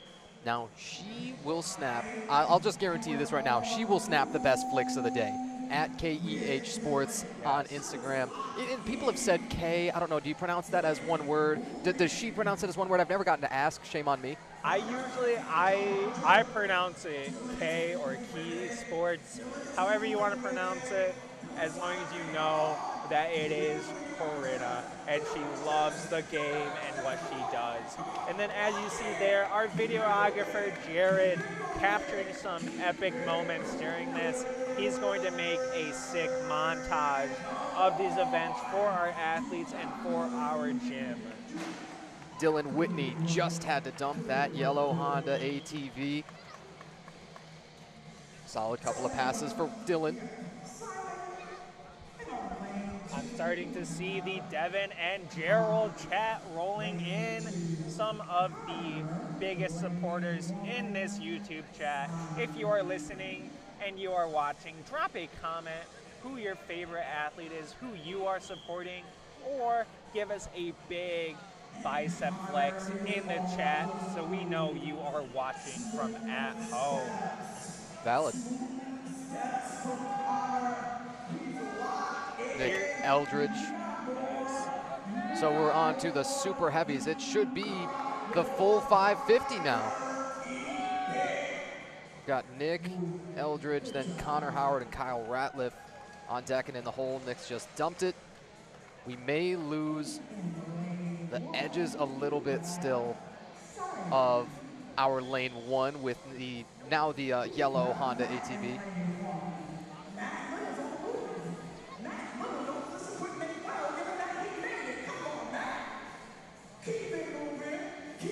Over in that lane 1 now, it'll be Ben Hammonds coming toward us.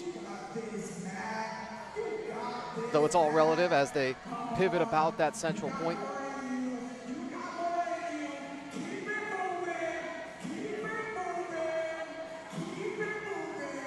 And Ben Hammonds is forced to dump. Now those are some great seats at about section 24. You have 2 fans who are right in that perfect spot to see Ben as he rips the belt off. Yes. We fire through our super heavyweights. Here's Connor Howard with the green, the larger of the 2 ATVs. He's dumping it now. We still await all of those live scores on Iron Podium. Again, as we change over to our 3rd event, we'll go inquire about that, see what we can do for you in terms of live scores. Yes, during this next intermission, we'll find out more details that you guys are begging for us to know. and then car squat. You say those two words, and you just, well, they don't really normally go together. Yeah, not around here. Not around here. We're going to have the most front row of front row seats, most likely. Well, you know, we'll take a moment to adjust the camera, see exactly where it ends up. But, I mean, we could practically reach out and touch the car squat implement right now. I'm really excited on that. I hope we get to see, you know, the detail on people's faces, the sweat, the blood, the tears probably. More than likely, yes. It's one of those that appears designed for just that purpose. And I hear they've got a couple of different cars which will be switching out. I've got to see just exactly how that will proceed here in a moment. This is one of those other implements that I got the opportunity to test out before today. And I will say that car squat is not like a normal squat. That bar is going to be very whippy. And if you are not used to a whippy bar on a squat, that is going to be a huge feat to overcome during this challenge.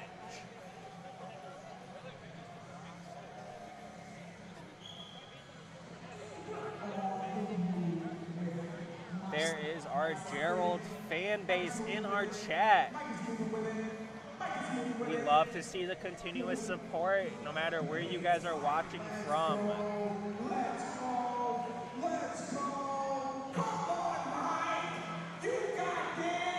Mike Hamilton was practically maybe one stride away from starting another rotation. Even so, with the weights that are already on here, a single rotation truly feels like a success, and you can't chase the numbers of anybody else. You've got 5 whole events to put points up on the board. Yes. The super heavies are fighting for their lives with the 550 loaded with the massive green ATVs.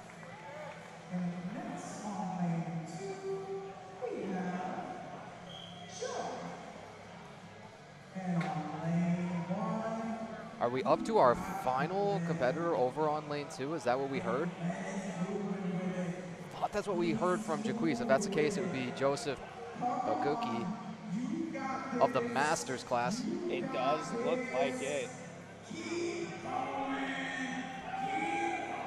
First of all, we've got Glenn Quillen here on lane 1.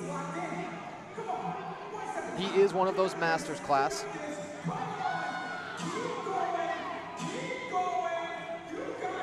He's got methodical strides. He will dump now, and a nice little catch from behind. Ross being one of the best spotters, making sure that our athletes stay safe and they have somebody to lean back on when they are done. There goes Joey the Brute. There he goes. Now he was certainly hit with the passy outies. He was. I think Sam Clapper was ready to fully catch the man. That pressure on your chest is no joke.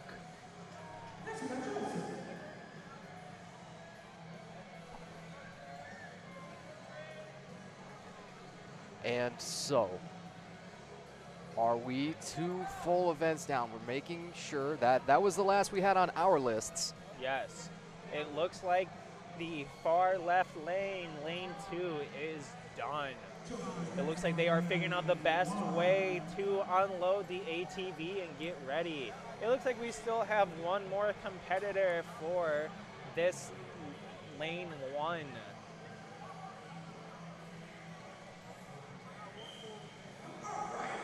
This is one of the first competitors who lifted it significantly off the ground, putting it on that barrel of a chest he has. It's almost at his shoulders. This is Joe Baguki. What a show. You see that front right end is dragging. We'll see if that comes to bite him in the end. What did we tell you about the guys with the jorts? They're dangerous. We told you to watch out, and he's coming for it, and that is an impressive finish, catching his breath before we take another intermission before our car squat.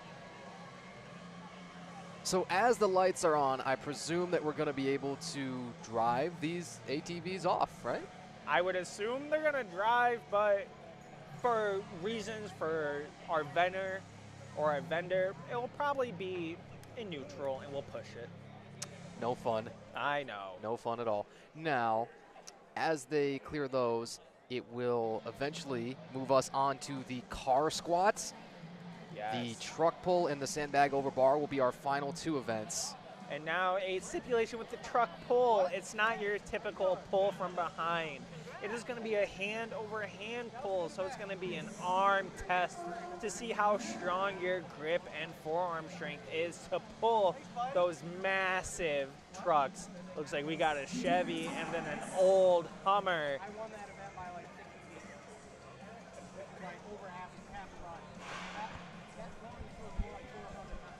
Let's find out for sure if we do get the yellow ATV cleared.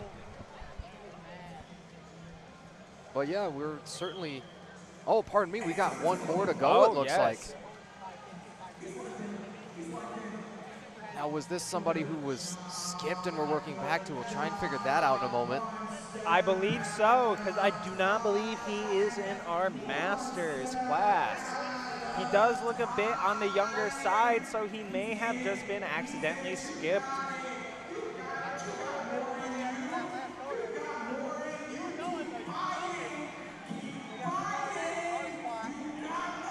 We have Jaquise giving the motivation of a lifetime to our competitors. Without her continuous support, we don't know how far these athletes would be able to push themselves.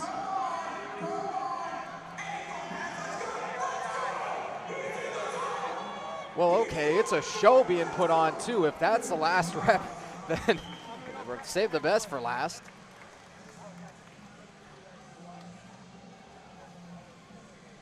Now, I say that, let's make sure in a moment. Let's see the ATV taken all the way off the implement, then we'll be confident that, okay, we'll have a changeover. Because sometimes those athletes standing in the back, you can't tell if they're about to prepare for their next event.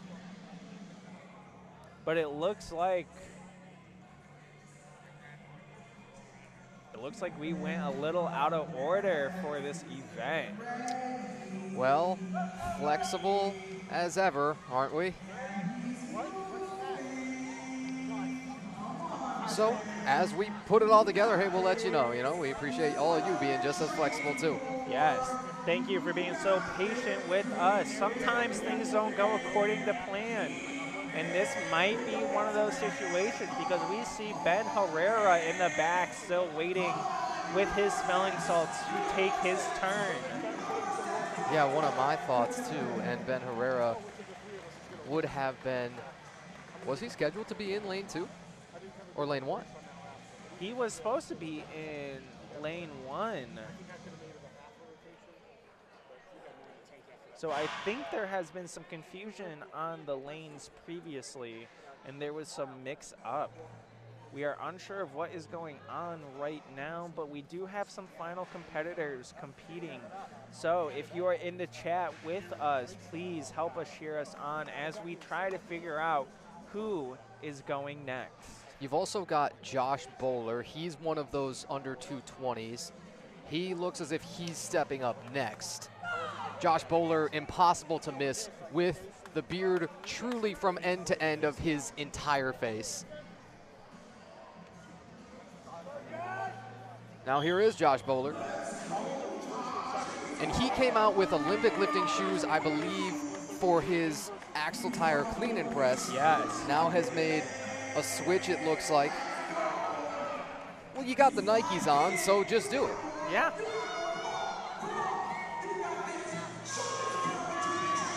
Josh Bowler on a second trip around.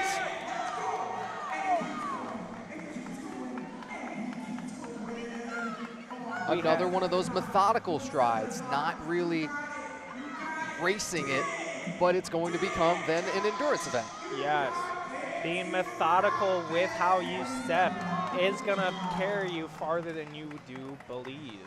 We had some athletes off screen testing out the car squat, trying to see if they can get a little competitive advantage going on.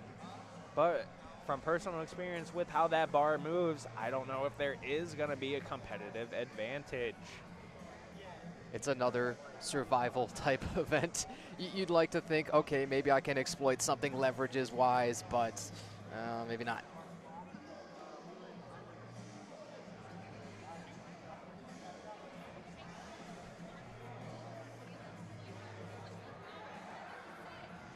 like I said, bear with us as there has been a slight lane change for some of our competitors.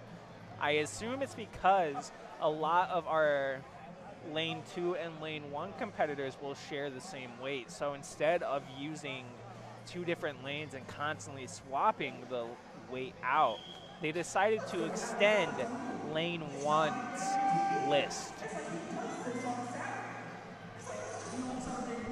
I am not envious of a single person, whether you're a loader, a spotter, a scorekeeper, for when one of those little changes gets made. Nonetheless,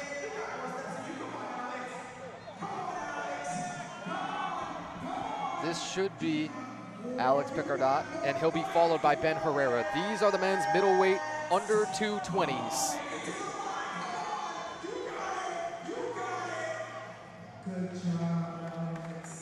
Alex dumps it now, leaning over the bar maybe a little bit for support. Like a life preserver, clinging to life as it were. He was one of those who elected to use elbow sleeves. So clearly that has been set in the rule set to be allowed. For those of you who are still with us, who are just joining, who, well, perhaps will be seeing this as a replay in the future as it's posted as a video, we can't thank you enough for tuning in. Tanner White and Tyler Simons. We're here live from Wings Event Center in historic Kalamazoo, Michigan. It's Feats of Raw Strength 4, presented by Raw Strength Strongman. Benjamin Herrera, the Raw Strength Kalamazoo trainee. He's ready to step up and take his pull on the Conan's wheel. He gets his whistle to start. Ben's got the knees up a little bit higher than some other competitors, but with very short strides. At the real Ben Herrera on Instagram, he says the reason why he came out to participate was to represent the gym. Like so many of us, he watched Brian Shaw and Eddie Hall on YouTube during COVID, shortly after the gym here at Raw had shut down. That motivated him to keep on going, to stick with the sport, to get everything that he could out of it. Have the sport give back to him what he was putting in. He is grinding out the last couple of strides. Ben Herrera. Whoa. That was masterful. Those were all of your open men's minus 220s. Those are the middleweights. From the middleweights, you jump to the 275 class. That's between 200 and 275 pounds. And then for the heavyweights, it is over 275 pounds. All of those weigh-ins were completed. As far as we're aware, they were supposed to be completed yesterday evening at Raw. That's never a guarantee. But that was when they were scheduled to take place, was yesterday in the evening. And we are now officially 2 events down as Ben Herrera completed nearly 2 full rotations. We'll check in his score, probably somewhere in the neighborhood there of 170 to 180 feet. Tyler is back now after a brief step away from the table. You know something? It is about that time, right? If you have been up a little early, right, presumably. Yep. What time you get here? I got here around 7:30. Sure, as did many of our other spotters and loaders and all that. That's why it is imperative now that many of them grab lunch. Good time for it. Yes, exactly. It's been a long day for a lot of us, and we are just about halfway done. Our ATV Conan's wheel will still wait on the scores. This will be a wonderful moment to go and check. I will, in fact, run over to that score table and check in a moment. But the Axle Tire Clean and Press, as well as the ATV Conan's wheel, is done. We'll take a moment when we get it here to also adjust the camera for the car squat coming up. And it looks like the Kia Sportage is up first. Well, we'll see on that, too, because we've got a couple of different options, yes. And they just swap out the car for the weight because, well, again, the theatrics of it all. This is the sport, man. This is Strongman. Yes, we got to put some pizzazz on it. So, off camera, we have Ross and Mark loading the yellow ATV onto lane 1 for our women competitors. And then after them, we will change out for it looks like a Subaru. And right now, I will take the moment to step away. We'll readjust the camera and be back in a few for the start of the car and ATV squats. And while he is doing that, I am going to be reading off our YouTube live chat. And again, if you are still with us, please drop a like, drop a follow, drop a comment, give us that big flex to support our competitors today. And so while they are doing that, we got some Joey the Brute love in the chat, some Cody love, Gerald with his die-hard fan base going strong in the chat. And we also see Devin's fan base starting to show up. And as you see with the camera, we are getting the implements out of the way. Like mentioned earlier, this is a long day for our spotters and loaders. Many of us showed up around 7 a.m., 6 a.m. even for Jeremy, the host. This is all to make sure that our events and implements are running smoothly and everything is in order. Once an implement is complete, we host it away and make sure it is ready to be loaded onto the truck. For many of these spotters and loaders, like I mentioned, their day starts at 7 and won't end until 7. It is a long production day to ensure that our fans, competitors, and staff are running smoothly during this time.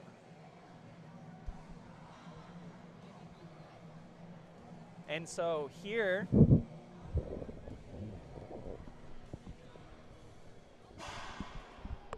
we have Jaquez, our MC. Jaquez, how have things been going on your end? You've been the hype meister of today. They've been going fantastic, Tyler. Good. I mean, it's easy to be hype when you're seeing people hoist heavy stuff over their head or, just drag it around in a circle. Yes, ma'am. It's exciting. It's a good time. Happy to be here. It is. Is there an event that you are looking forward to the most? Ooh, I probably would have to say the car squat. My car is featured, a little 2016 Kia Sportage. So I'm pretty excited to see that, as well as the truck pull for sure. Good. Thank you, Jaquez. Great job on emceeing so far. We love the hype. Thank you so much. All right, as Jaquez mentioned, her Kia is going to be on the super heavyweight lane. And that is just because it's a big, beefy car. And if you see in the right-hand corner, you'll kind of see a glimpse of that Subaru that our men's light, middle, and potentially novice heavyweights will be having to squat. For the car squat, there are a couple things that we are looking for. We are looking to make sure that the athletes are not bouncing and using momentum to help pick up the car. We are also making sure that they are reaching parallel. And for those of you who don't know, parallel just means the hip crease is at the knee joint, making sure that it is forming a 90-degree angle.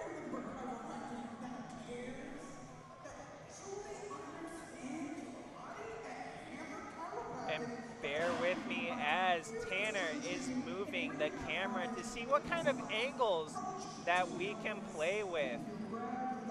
And bear with us as this is a huge implement and we might not be able to get both cars, but we are gonna work our best to make sure that we can really make sure you guys get the best view possible for our wonderful YouTube audience. And again, if you are with us still, please share the link to your fellow loved ones. So that way our athletes can feel the love through the screen and they have something to look back on. Now, bear with me as I take a step away from the microphone to ensure that we get this camera set up good for us for this magnificent car squat.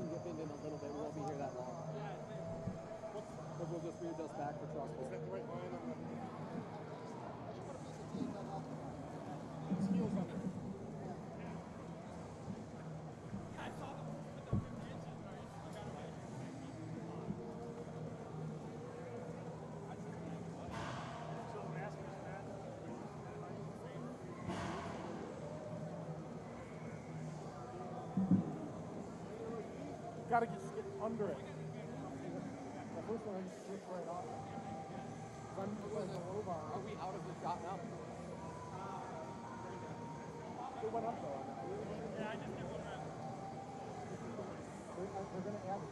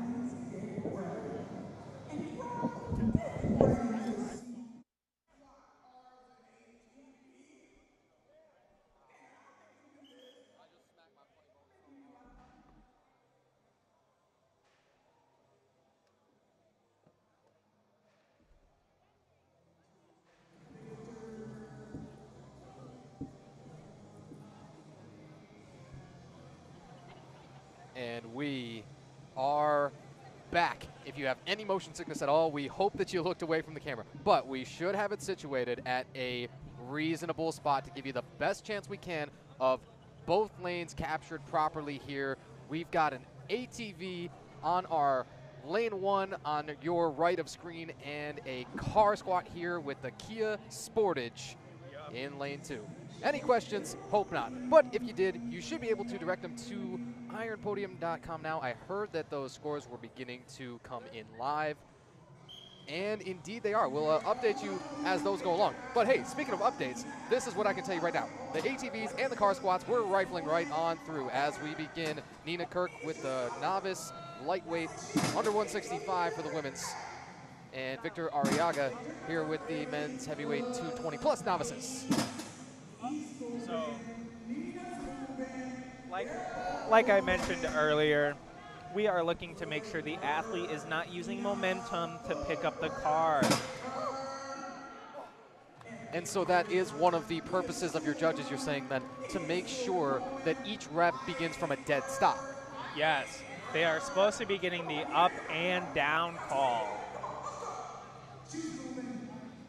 Now look who has some fortunate leverages for this one. Nina Kirk is clipping these off. I mean, this might be an untouchable number.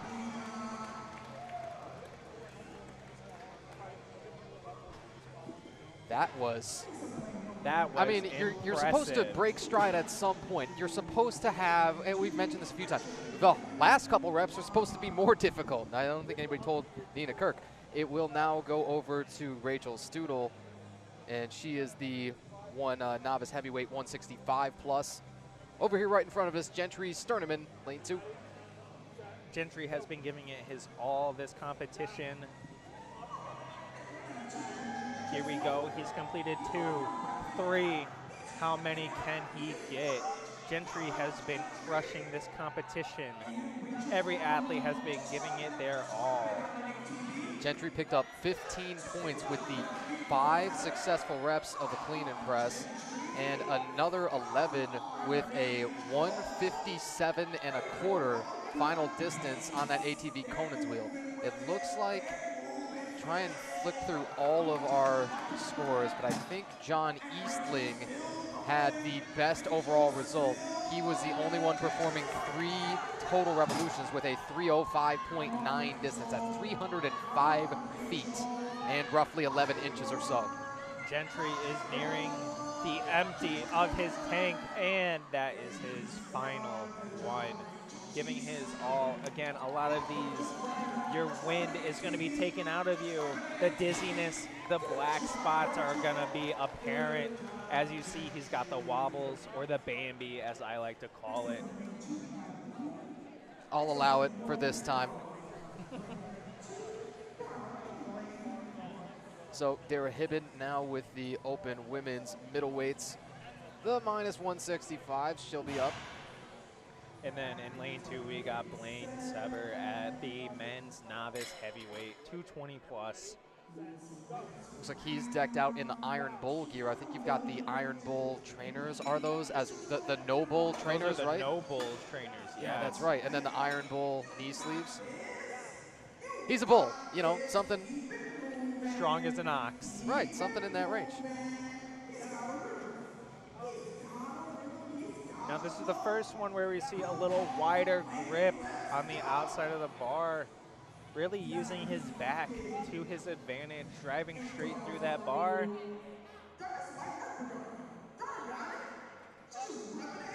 You're also going to see on our female competitor right now, Dara Hibben, she's got, similarly to what you may see on a bench press a lot of times of shorter competitors, a block underneath her, right? That is a stack of mats in order to put her into sort of that same starting position where it is mechanically fair to her that she's able to unrack it without getting onto the tiptoes. Yes.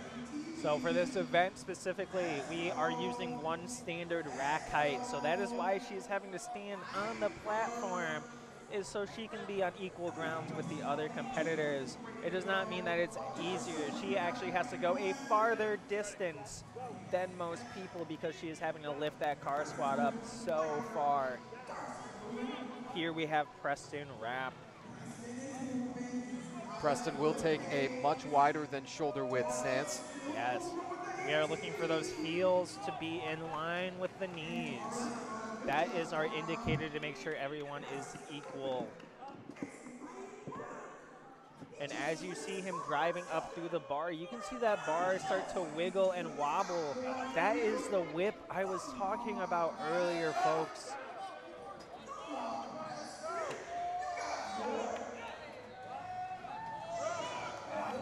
Preston Rapp might have one more. What do you think?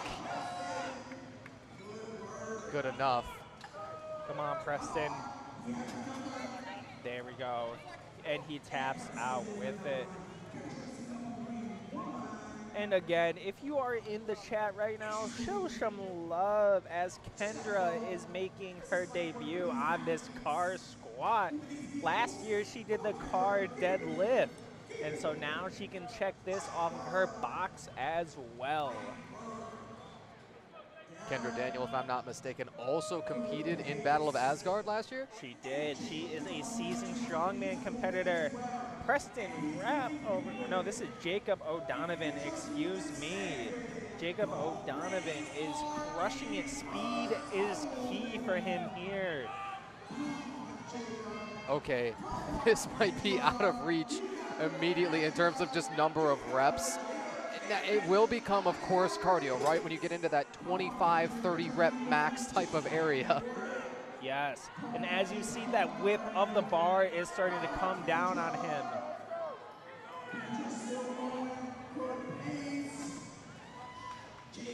Kendra Daniel now sets it down. She was in the double figures for sure. We'll check as her results come in just exactly how many. And Jacob O'Donovan over here is what we would call a squat specialist, as he is repping these out, giving it all he's got. How many more can he get? Good job, Jacob. A belt flicker. That's how you know that you've made it. You know what I mean? When somebody comes and takes care of you, when they care so much as to flick that belt for you. Yes. Jacob O'Donovan putting in as much effort to secure a big enough lead, hopefully with the other novice men heavyweights. Now we got Zach Kruger coming up. Do we have any Zach Kruger fans in the chat? I want to see this chat going crazy. This is one of the best events of today. Let's show our support for every athlete here. Tess Bellows over in lane 1. She's the one open women's heavyweight, 198.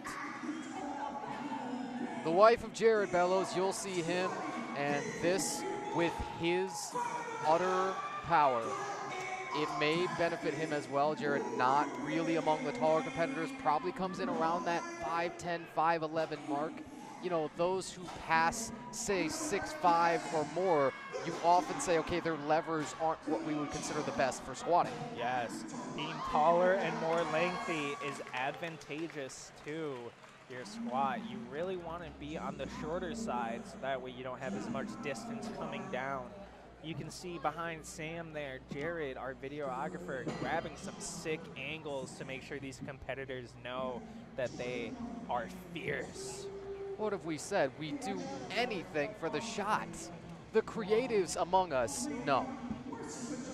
And if you look to the right of your screen, you'll see this Subaru starting to come up. Is that our esteemed meet director again in the whip? I can't quite tell. I thought it may have been Jeremy. Now I'm not entirely certain. No, that is our fellow strongman competitor, Ross. Ross is also a seasoned veteran, but he had to unfortunately drop out of the competition due to a groin injury. So all of the women's competitors just fired through. Tess Bellows was last to go. And there will be a crowd favorite to lead off with the men's novice lightweights, Gerald Bunch. He'll be the first up to squat the Subaru.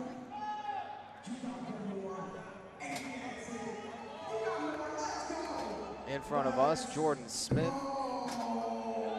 If we're not mistaken, Jordan Smith should be in the lead overall with 26.5 points so far.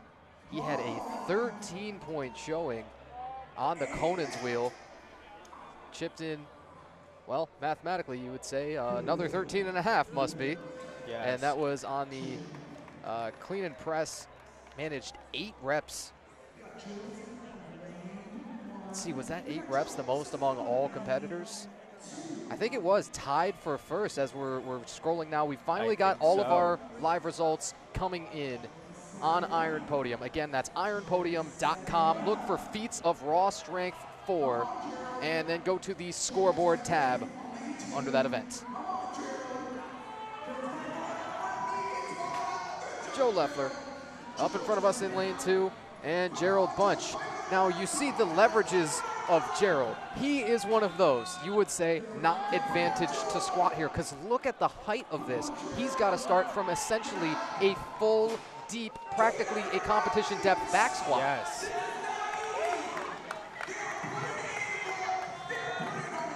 Gerald giving it his all. Joe just tapping out. He gave it his all. He chose not to go with any knee sleeves. That may be another symbol of psychopathy.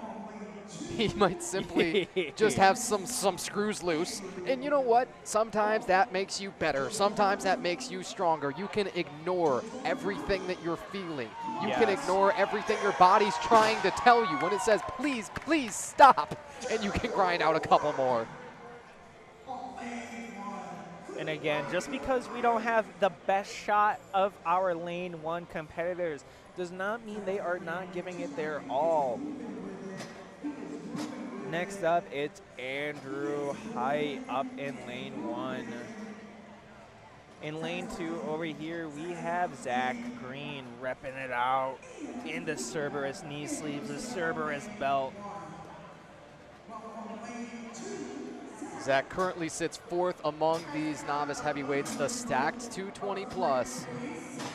Zach Green with 10 points for a successful 5 reps on that axle tire clean and press, and 8 points as well from the Conan's wheel with almost a full rotation. In fact, over 1.5 full rotations at a 152 and roughly 5/8 feet.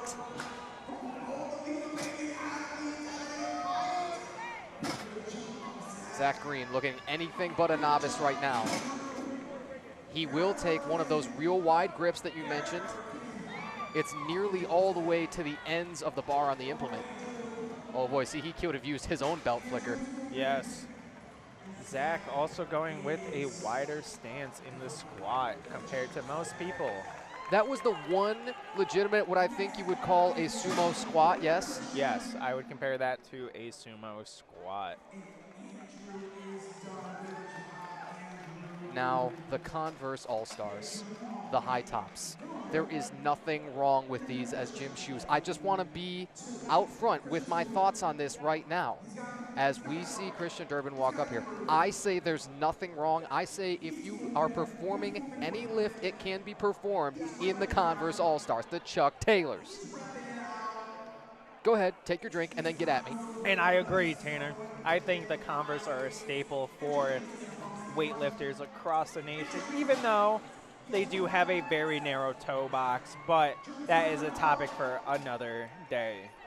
And I'm not saying optimal. You know me, huge Mr. Optimal guy, right? Being a nerd, you just have to be. Again, as a powerlifting competitor myself, you have to get nerdy sometimes to gain the tiny little advantages that separate you in elite competition. But man, there is still nothing wrong with the Chuck Taylors, and it was a very good performance put on. Yes, and here we are in the chat. We got some Devin fans in the chat. Do we have any fans of jeans in the chat? Is anybody going to get at Jeremy Craig for the jeans? Or do we think that that is a power move? Do we think that that's in fact the source of his power? He's clipping them off. Oh, we got some Jeremy Cray lovers in here telling him to go cray cray, as they say in the chat. I swear those jeans are giving him another sense of power. Let's see what Devin can do over here. Everyone drop some love for Devin. Devin Spand also opting for the Cerberus knee sleeves, and he's got the J's on his feet. You'll probably see them right towards the bottom of your screen. We're not really able to adjust the camera right now. We're trying to give you everything that you can't quite see. We're trying to just take you through it. But Devin's got the J's on his feet, so get like me. There he goes, giving it all he got.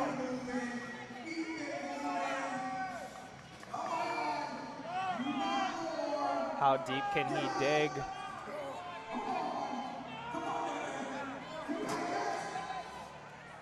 And Devin, ooh, he's gonna spend a moment down there, but he earned it. This is the common theme with these events. You are exerting so much effort and force. You have no other option but to sit there and wait for a second. As you see the man in the jorts to the left of your screen, Rich, one of our spotters and loaders, and showing off a power move with them high jorts. You noticed that. I noticed the fanny pack. I also noticed Timothy Champion departing. He had to have been in close to that double-digit range. We'll let you know as the scores begin to roll in on Iron Podium. But again, for the first two events, they are fully entered. The Axle Tire Clean and Press, as well as the ATV Conan's Wheel. That's ironpodium.com. Look for Feats of Raw Strength 4 with meet director Jeremy Muchler. We'll take another quick moment to shout out Jeremy. We don't see him down on the floor right now, but I'm certain he's lurking around somewhere. That's simply how he is. And the owner of Raw Strength, the man who put on this meet, the man who champions strength sports throughout the greater Kalamazoo area and beyond. Yes.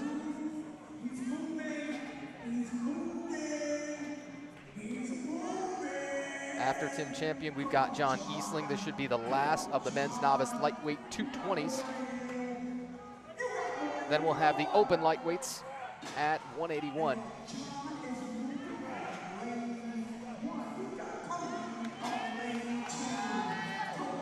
We got a quick no rep. This should be Cody Jiba here as the one heavyweight novice 220. The novice class being 220 and up, automatically qualifying as a heavyweight. I don't know. It's tough because if you're at the very, very light end of that 220, it's going to be a difficult event for you. If you are much, much heavier than 220 and you're still a novice, and if you've got the really favorable squat leverages, we see why some of these athletes were able to keep going for a long time. And Cody's going to be a little dejected right now, I think. And that's absolutely understandable in the moment, but everybody hopefully can zoom out when this competition is finished and thank themselves for putting in the work, thank themselves for taking the time to better themselves, for developing the strength habits, for learning, you know, hopefully the nutrition, the sleep, the hydration, all of these rest and recovery elements that you have to put together in order to even make it here to competition day alive in one piece. Yes, we got D in lane one, giving it his all. He's another lengthy fellow, trying his best, giving it all. Yeah, D Brown's got one of those that you would say is not a squat build. And again, with the rack height being the same for everybody as it were, many of them have got to start in almost a full competition depth back squat position. Yes, and so now it does look like we are moving on to some heavier weight, if I am not mistaken. It looks like Rich is loading up a couple of 45-pound plates.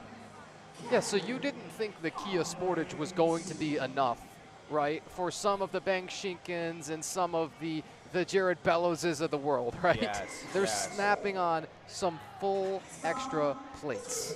So it looks like we are starting it off with our open men's heavyweight minus 275. So they have to be below 275, and it's Kevin Mante.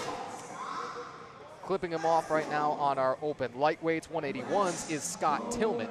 Now he is looking fantastic, has a little bit of the better squat leverages. You'll see him able to start with the hips noticeably above the knees. Yes. When you've got to start with those even or even below, your hips below the knee crease, incredibly difficult. Obviously, a vastly extended range of motion. Of course, it's supposed to be a partial range of motion, hence why you can load massive, ridiculous, unbelievable weights. And now when it comes to strongman competitions, their parallel is a little bit different in comparison to powerlifting, right?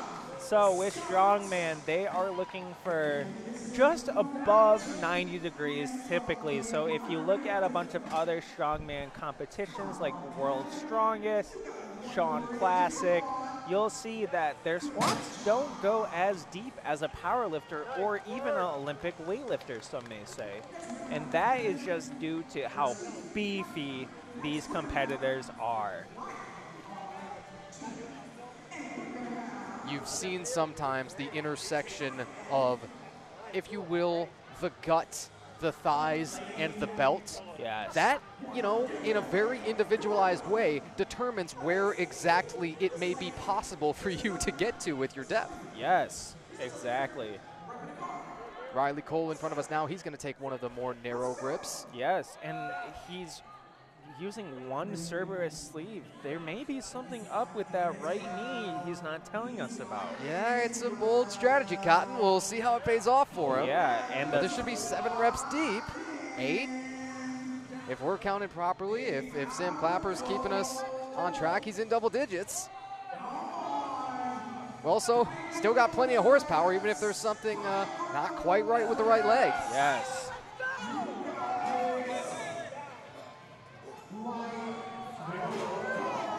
Dylan Whitney, the final open men's lightweight 181. He dumps this now.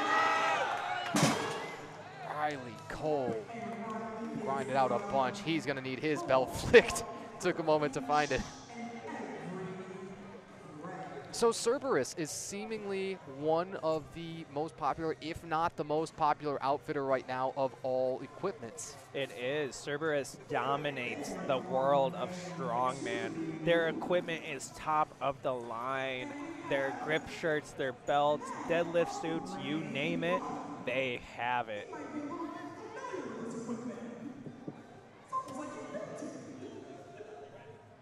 Big Ben here, knocking it off.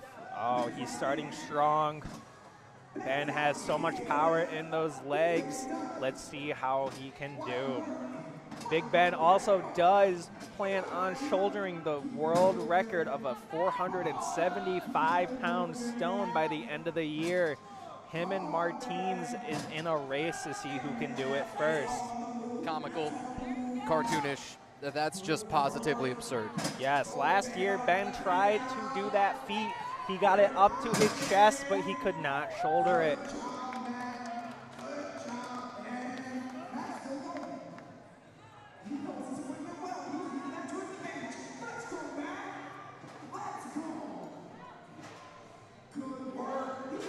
We take a look at the weight of all of our implements in this car squat. It's sort of the effective weight considering you've got the car up on blocks to start, factoring in the angle at which the car starts before it breaks the floor and all of that.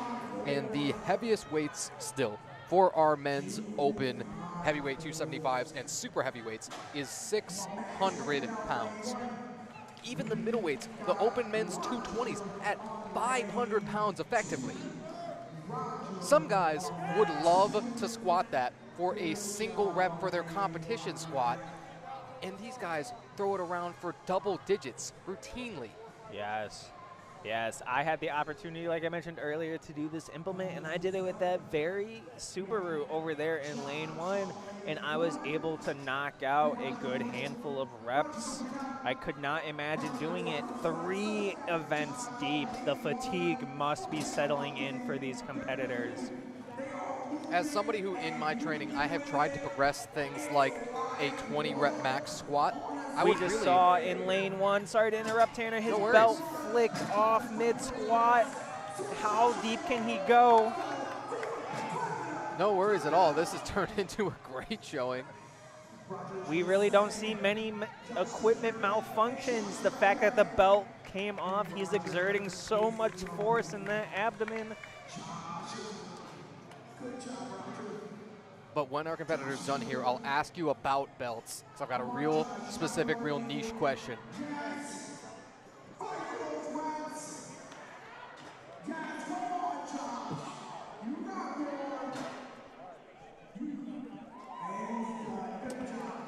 Josh Bowler giving his all, even with the equipment malfunction with that Cerberus belt.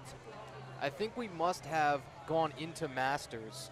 And that's, I think, what we're reordering is those men's Masters competitors. So that was Josh Slotnick.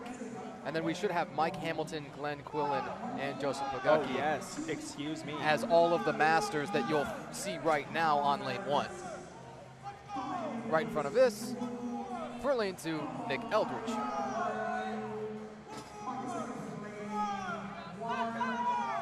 He's got the Cerberus There sleeves. we go. He's And got the Cerberus belts. Yes. It's a good look. And he is slumped by the final rep. Had to try one more.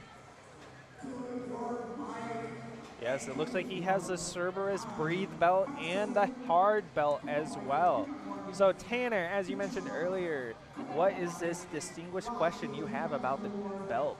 Yeah, tell me about the 2 layers of belts, because as you noticed, Joshua Slotnick popped off the one. You also see a much more breathable, real stretchy deal on underneath. Jared Bellows will be up in a couple of competitors. He's also wearing one of those. Tell me, what's that underneath layer that appears as if they're wearing 2 full belts? Yes, so that underneath layer, that soft belt is called a soft belt or a breathe belt. And so what it does, it helps you naturally feel your brace in your core. And so in Strongman, you're allowed to layer belts, so you're able to have a soft belt underneath to really make sure you're bracing hard, and then having that external hard belt to brace against just adds more support.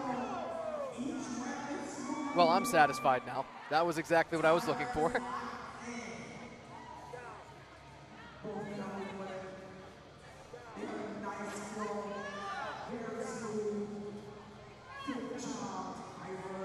Connor Howard is also electing for sort of the sumo squat stance. You see his toes are turned out a little bit more aggressively in addition to that wide stance. Pardon me, that's Tyler Kethley. And now Jared Bellows right in front of us. Yes. The super heavies. Opting for the SBD knee sleeves, a tried and true pair of knee sleeves, not one you see in most strongman competitions. How many can Bellows get? At Bellowing Viking on Instagram, if you want to see a guy who loves to throw around weights like this and also much heavier than this. I think I saw him in training pull on an 18-inch max deadlift setup, something like 915. Yes, he is insane. He wants revenge from that deadlift from last year. Animal.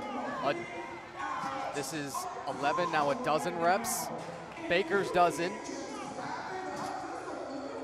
I count 15. We'll hope that that's right, and we'll await the final scores as we get there. This is one of those movements that is going by so quick. This is one of the quicker events you're going to see for the day. I wouldn't be surprised if that frame underneath Jared is going to be bent by the end of his run. And the suspension of the vehicles. I'm just looking at it now, and I'm looking at the alignment of the tires too. It could be the wheels cut a little bit once you get in that driver's seat, but you know, I hope they sign the waivers on this. Yes, good thing it is not our cars. No thanks. I don't think my little Honda Civic could take that beating. Speaking of beating, Jared Bellows up after clipping off, I think, over 20. We'll wait for the result to roll in, but that was massive. He's really going to gave take it his time. All. Let him breathe, catch his air. This is one of those events that every athlete is going to push themselves to the absolute brink. Now we should be circling back, it appears, to the open middleweight 220s. And we'll be looking over on lane 1 right now with Simon Dean. So we've just put the masters up a little bit in the flow of things. Yes. And now again, we're on to the men's open lightweight 220s. And folks, for those who don't know, that is because some of these weight classes will share the same weight. Oh, this is an unconventional grip we are seeing over here by James, grabbing the bottom of the handles. I like it. Somebody just does something different. Maybe, is that the secret sauce? Maybe, because that is providing no beneficial support on the up motion. So he's purely relying on those dominant quads and back to push through that heavy bar. It's one of those, grip strength doesn't even appear to be much of an issue because of how much can be supported just directly on the back, directly through the center of mass. Yeah. Some cue the midfoot, of course, for midfoot pressure, right? Yes, they do.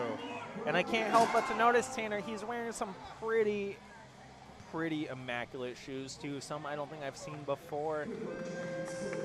I just had to shout those out because you mentioned the J's earlier from Ben. Yeah, Ben Shinkin with the red Jordans. I'm trying to think and look around if we've got anybody else in the Jays for squats, because that is another that I cannot find an issue with in terms of a gym shoe, especially if you use it just for the gym. You've got to keep yours pristine, right? You try not to crease them. We know what everybody loves to do with Jordans. There's such a cultural phenomenon of a shoe. Yes, one in the powerlifting world that we see a lot is Russell Orhi, who I had the opportunity to meet back in April at Powerlifting Nationals with those iconic J's on his feet. And he then made that choice to go up to the 93s. Really excited about Russell Orhi and his potential in those 93s. Really excited about the rest of our super heavyweights here. Here's Joe McFadden to round it out for lane 2. Wearing the tiers of Olympic weightlifting shoe with that elevated heel, the first of our competitors to do so. Everyone has opted to use the flat, and Joe here is using a heel. Will this turn out to be an advantage for him? Ben Hammonds is up here. He's going to take his breath. I think he's got something more akin to a wrestling shoe. Can't quite tell what those are from here. He taps out now. I believe those are the No Bull high tops. Okay. And you've seen now a couple of competitors actually come out of the implement, rest, take a little breath, and it's just the sheer mass of the whole upper body and the compression of it, right, that's going to challenge your breathing. Oh my goodness. Joe McFadden down, down, down.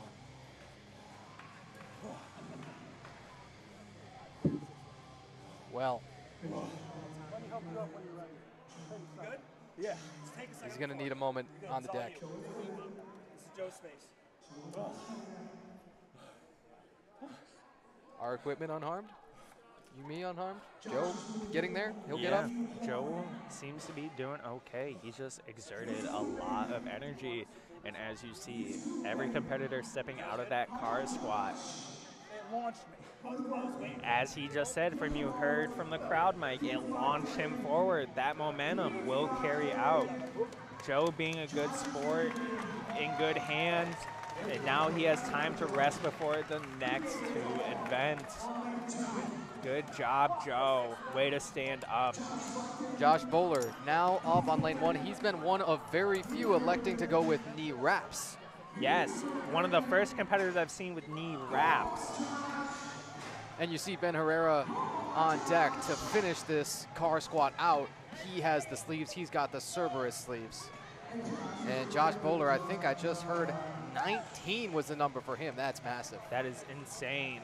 Ben Herrera here. He is a huge Cerberus fan. If we have any Cerberus employees watching, I would recommend hitting him up on Instagram. He is one of your diehard fans.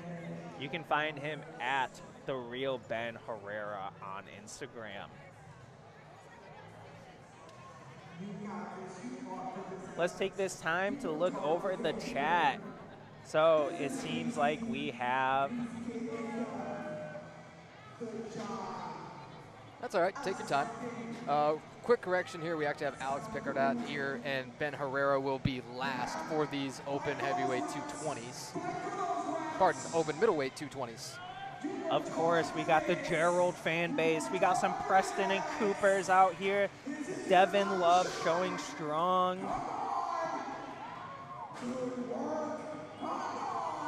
We got somebody saying the Kia boys here. Someone saying that the Kia is nothing and Cody is dominating. David Rapp says shout out to Preston Rapp and Jacob O'Donovan. Mama Rapp is in tears. You guys are making Mama Rapp proud today, as all of our other competitors sure are, making their loved ones super proud. They're making us proud over here at the booth. Yeah, for everybody that couldn't be here today, we try and transmit the greatest emotion, the greatest you know, visceral feeling that we can through it. And we hope to give you the best of that we possibly can. Ben Herrera is going to be fighting to get a point or two on the board here. I think he is also upset at the height of the implement. There's just nothing more to be done about it, and it caters to those with the squat build, we call it. Ben has truly got to begin in a legitimate deep back squat. He is, and I know he can squat this weight normally, but I think that starting position really was not to his advantage. Yeah, Ben was straining with it for a while, just wasn't able to get one on the board for the car squat. That is the end of those open 220 men, and that is the end of the car squat. It's 3 out of 5 down. If you've been with us so far today, you've seen the axle tire clean and press, the ATV Conan's wheel, now the car squat. We don't do normal around here. We don't do what's simple. We do what is awesome, because the truck pull is next, Ty. We have such a great spot here where they're going to be able to come right at us. Yes, this is a once-in-a-lifetime opportunity to see this hand-over-hand truck pull, and we're going to see some amazing people pull with all of their might. And so during this 10-minute break here, we are going to be adjusting the camera to give you guys the same angle and opportunity that we have down here. Great time for it. Great lead into the break there, and we will be back in a few. We'll keep the crowd mic on. Of course, check ironpodium.com. Look for Feats of Raw Strength 4. Hey, while you're at it, follow at Raw Strength KZoo on Instagram. You know what I mean? All of the things. Support all of your athletes here. Look them up on all of their socials. And generally, we cannot thank you enough.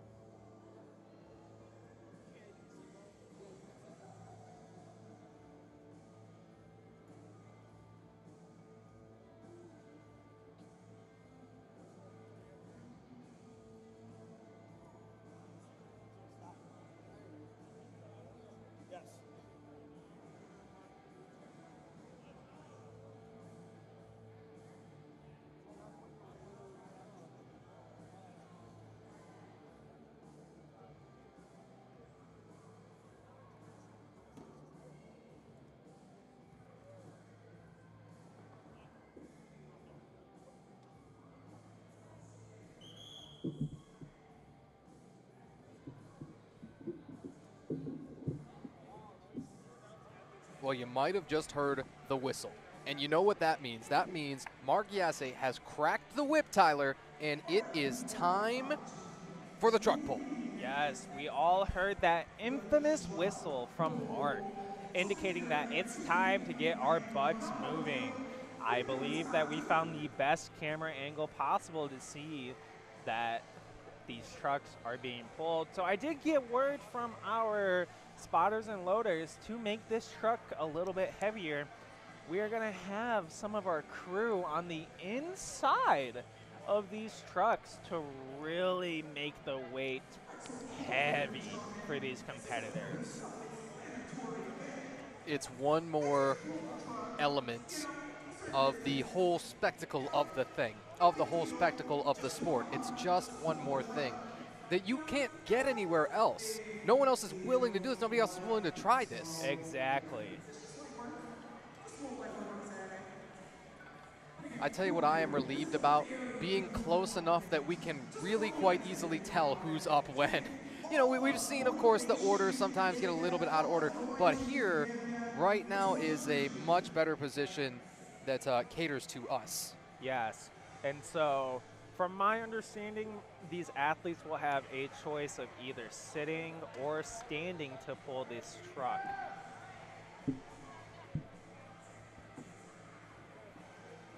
It's Victor Arriaga and Nina Kirk. These are the novices first. You might have caught on to how it goes so far. Victor Arriaga is a 220 plus, and Nina Kirk is an under 165. Speaking of Nina Kirk, our YouTube chat is going crazy for the love for Nina right now. If you are with us viewing, please leave a comment. Show your support. Give us that big flex that we are looking for these athletes. So you may see as these trucks get closer, some of our spotters and loaders are going to be in the bed of these trucks. So we see that Victor chose the route to sit to pull. How much might can he pull? Taking his legs out of the equation. Nina opting for the staggered stance. And as these trucks get to come right at us, it's not just the people in the beds of the trucks, it's even in the driver's seats of each. A couple of more, Yes. We can't call them victims, volunteers. Volunteers, yes. And as you see, our spotters and loaders are having to push these 6,000-pound trucks back. So we are gearing up for our next competitors. We got Rachel here, and then we got Gentry up. Are they going to choose to sit and stay, or are they going to be standing proud on their 2 feet? Gentry chose to sit down, whether it was by force or willingly. Oh, both decided to sit. Rachel also. These trucks are no joke. These are heavy trucks. As you see, this green Hummer is an old military vehicle. Rachel is assaulting this. Yes, that upper body strength is insane. Gentry giving it his all to get this truck moving. Once you get that truck moving, it's not going to stop. But the hard part is keeping that truck moving. I mean, the pink gloves for Rachel, I gotta come back to that. That thing was nuked. That's got to be one of the quickest times we're going to see throughout this entire thing. Like, it wasn't no big deal. And you bet it was because of those pink gloves that she got it so speedy. That's plus 10 strength, I think. Exactly. When you're trying to optimize your character. Unreal. Dara Hibben, she'll be up next for lane 1. She is the open women's middleweight. That's 165 and below. There we go. I'm seeing some biceps flying in the chat here. We have had an amazing turnout in terms of our chat over here on YouTube. I think we may adjust, perhaps after this run, a tad bit, Yes. our camera frame. We got, enough for now, enough to get you started, enough to see Dara Hibben. She's also yanking this Chevy truck quick. And so the seated appears to be what people are choosing so far. As you set up on the sandbags, those aren't moving anywhere. No, we got those reinforced with 100-pound plates, a couple 100-pound plates, so that way it can withstand the might of anybody here. Bear with us as Tanner is going to adjust our camera frame.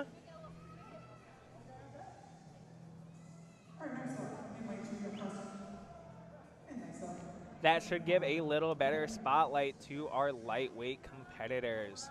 So I know our camera quality has not been the best in terms of angles, but bear with us as we are a one cameraman show here. We get what we pay for in a way. Exactly, and you know, you get what you get and you don't throw a fit. That's what my mom always told me. Oh, here we see Kendra Daniels standing proud on 2 feet, standing the might of this Chevy Silverado. Did you see the one tug to finish it all the way, the last 6, 7 feet? Yes. Just a singular, as I think we're going to have somebody pass through the camera right now. It's Riley Cole. Don't want to throw anybody under the bus. It was what it was. It was Riley, but that's okay. That's the risk we run as we leave it there sort of unattended. We're fortunate to be able to keep it in eye shot here at Wings. Not by a whole lot. But, well, honor code. And we were able to leave most of our equipment here overnight, you know, yesterday evening after setup and all. Well, you know, we tip our hats to everybody around here for helping us to keep everything safe around here. Yeah, the Kalamazoo Wings Event Center has been such a phenomenal host after the past couple of years here. And like I mentioned earlier, we really hope that we can continue this partnership with them and host these amazing feats of pure raw strength. Roll credits. Tess Bellows and Jacob O'Donovan. Jacob is gonna get a little bit of extra chalk before that whistle blows.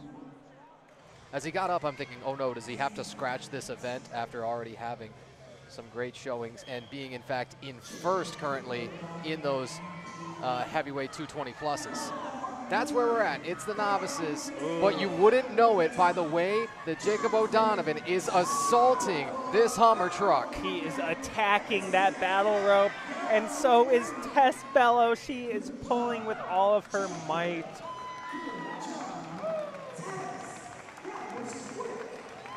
Now these last couple of events are going to move a lot more quicker than the previous ones just because these athletes are in such a dominant position. So it's a 38-foot course length. If you are following along now on Iron Podium, these are actually flying in terms of the times. So you pull the entire 38 feet, you get the maximum points you can from that. And then beyond that, points will be awarded based on your time to get that pull the full 38 feet. Yes, whoever can pull this the quickest is going to be victorious. It all comes down to your technique and how quick you can pull this car.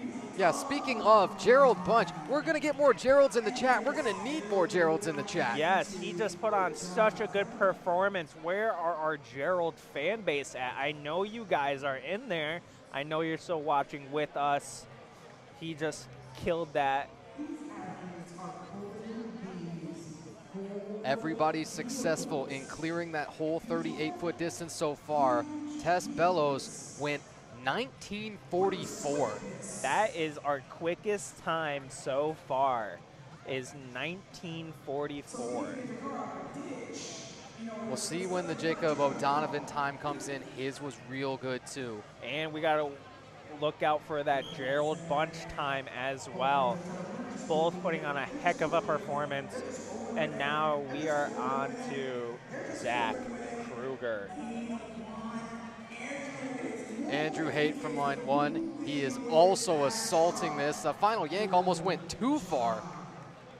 There we go. I'm seeing the Gerald chats rolling in.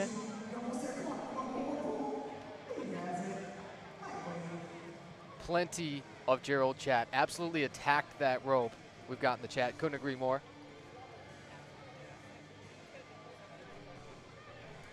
Go and just adjust the camera for you in a moment. Riley Cole knocking down the camera.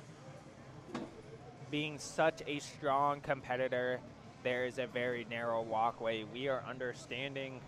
But Riley, we will hold you accountable for this with all the love.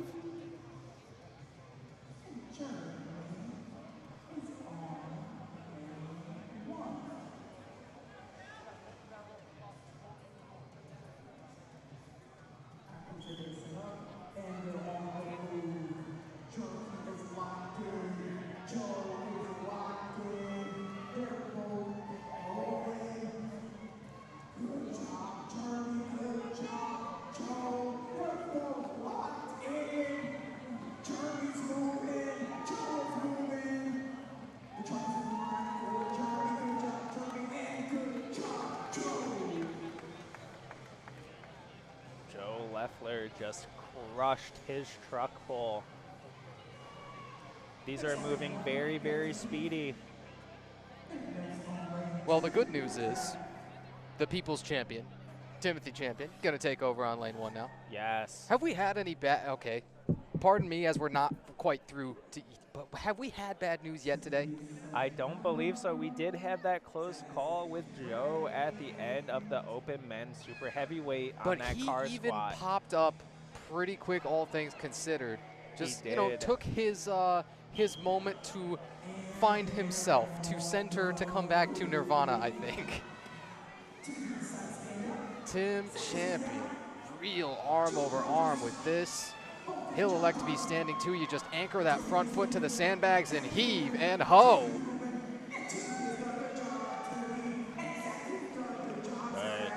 And speaking of Joe from the car squat, he ended up being able to do a total of 25 reps. So it's understandable, right? You say, okay, I get it. Yes. It is completely understandable why he got launched out of the car. It seems like the most amount of reps on the car squat so far goes to Tess Bellows. She's at a total of 34 reps on the car squat. I knew all of those females were absurd in their numbers. To think, you know, 20 wasn't even going to start to get you on the board. Look at all of the female numbers. You had Nina Kirk. She went first, set the tone right. As a lightweight, she hit 30 of them. Rachel Studel, 26. 31, Dara Hibben. And Kendra Daniel, you know, quote unquote, only 27. This is just, it's comical. We see some love for Timothy Champion in the chat, and of course our Gerald fan base, the loyal fan base going crazy in the chat. Christian Durbin here in lane 2. Little slower, but it's real steady. He'll definitely get there, and nobody has clocked in, I think, over 30 seconds. It's still taking a couple of minutes to roll in with the first couple of heavyweight 220 pluses in the novice.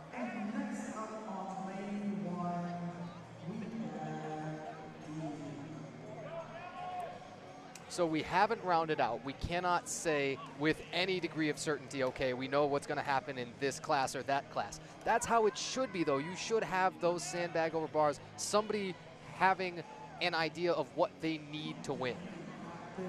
And in lane 1, we got a fellow Raw Strength member, D, over here. Let's show some love for D. He's been crushing it this competition. This is his very first Strongman experience and exposure. He's been taking it full force. D Brown of the minus 181s. That's the thing. There are a bunch of monsters out here, but not all the monsters are in terms of the absolute mass. Correct. We got some sleeper builds up in here, as we call it. And D's helping out by pushing it back. We have not seen a competitor push their truck back after successfully pulling it. D showing the ultimate sportsmanship with helping out. That's a champion's move. Do you know what I mean? Yes. Take a moment and reset. After D Brown, we'll have Scott Tillman up next. You've got 3 men's open lightweights. That's 181 and below. Scott Tillman and then Dylan Whitney will be on deck. And then we presume we'll probably go to the Masters competitors. That's, for the most part, how they've ran through it so far. In lane 2, we got Colton Watson going. Let's show some love for these competitors. Let's see what we got in chat. Lane 1 going crazy over there. Colton with the slow and steady. The forbidden scoot. The scoot the boot. You better have on a thick compression short or something like that Yes, to stand up. That's tough on the backside. You're right, Tanner. I agree with you. Colton fighting for every last inch. Come on, Colton. Perfect. So everybody's still cleared this 38-foot course. Everybody has gotten it all the way to that finish line. And you know, at the end of the day, for most of these competitors, it's not about winning, but it's about being better than they were yesterday. And a lot of that you can see on the floor today. Colton being one of the prime examples, giving it everything he has during this competition. Again, pardon for the camera shake. We have it on some unstable ground. We'll go, and then probably after this round of competitors get another little adjustment. Dylan Whitney, the final 181, getting long strokes with a big lean back to push with the legs, finish off with maybe one more haul. He got it. Cody Giba finishing nearly at the same time, giving it all they have. Next up, we got Sean on platform 2. One more brief adjustment. We'll try and make this one of the last ones. We don't want to promise. Yes, we can't promise anything, but what we can promise is that we appreciate you guys being so unbelievably patient with us as we go through all of this. Again, we are a one-man crew setting this up. We are all from our local gym, Raw Strength, who again put this amazing event on. Without all of our time and dedication, these events would not happen. So we got to give a shout out to our spotters, our loaders, and again, all of our sponsors in the back. Hammer Chiropractic, Kalamazoo Athletic Wellness. When I went back there earlier, I did see our athletes getting massages in between rounds so that way they can stay fresh. And again, our Thick Boy apparel, if you have not checked them out, again, it's Thick Boy, THICCBOI. Make sure you check them out. They have some really cool swag.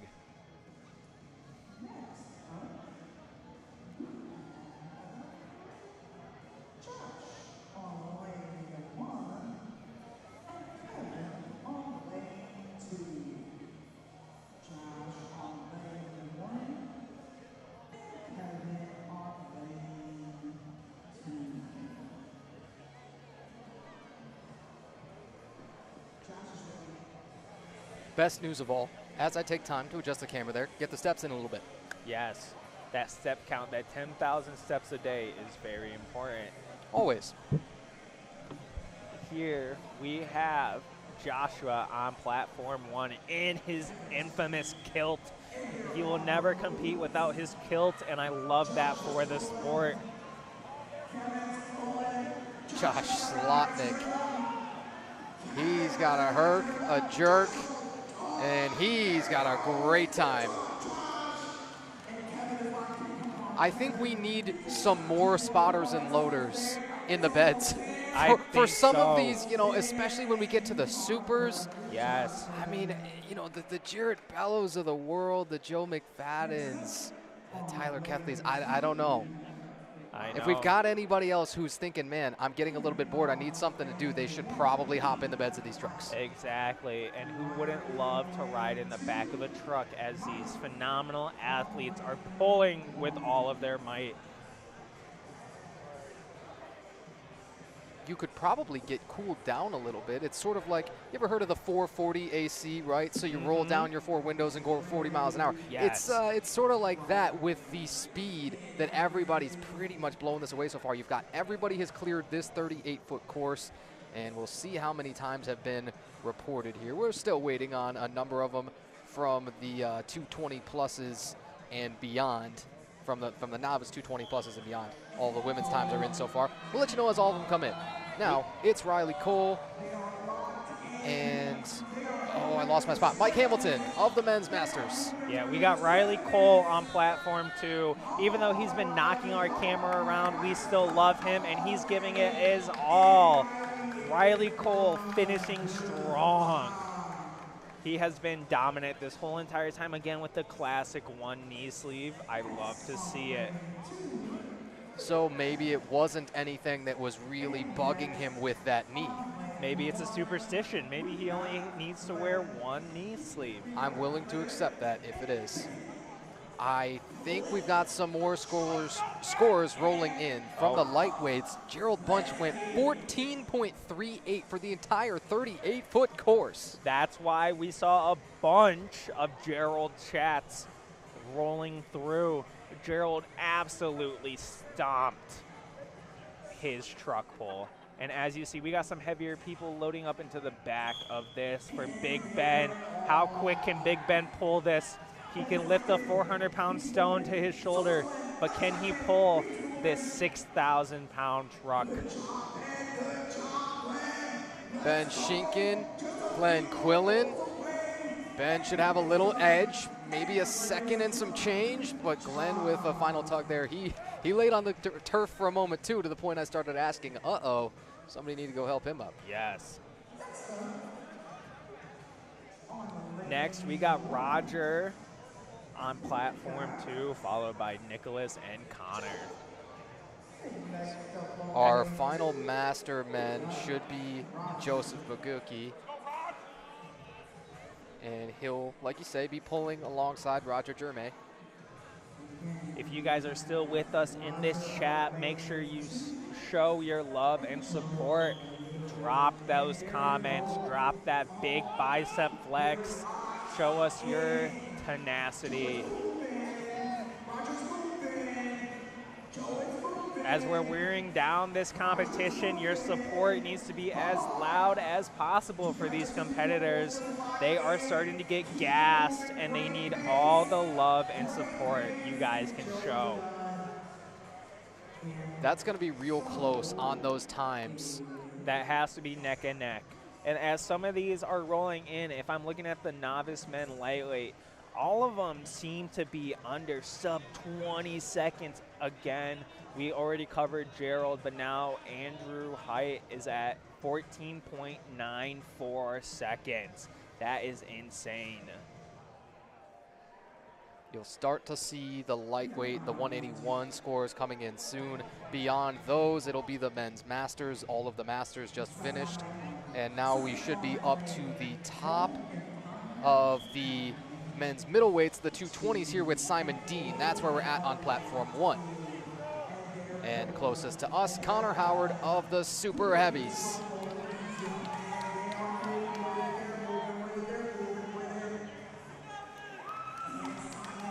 Simon, I mean, he's already up and around, and he's dapped everybody up as Connor Howard's finishing. That was way, way ahead. Now you're competing, of course, with your own class. So anybody outside of the class, you've got to just kind of block out the noise, right? Right. Other 220s coming up. That was Simon Dean first. Now we have Ben Hammonds, Josh Bowler, Alex Pickardot, and Benjamin Herrera to close it out. Those are the men's middleweights, the open middleweights. My point coming into this, and when they post this, we'll see who got the faster time. I think I do. If we're looking at the total view count, and it says nearly 500 from a Raw Strength YouTube that existed, you know, what, but 36 hours ago, maybe a little bit more.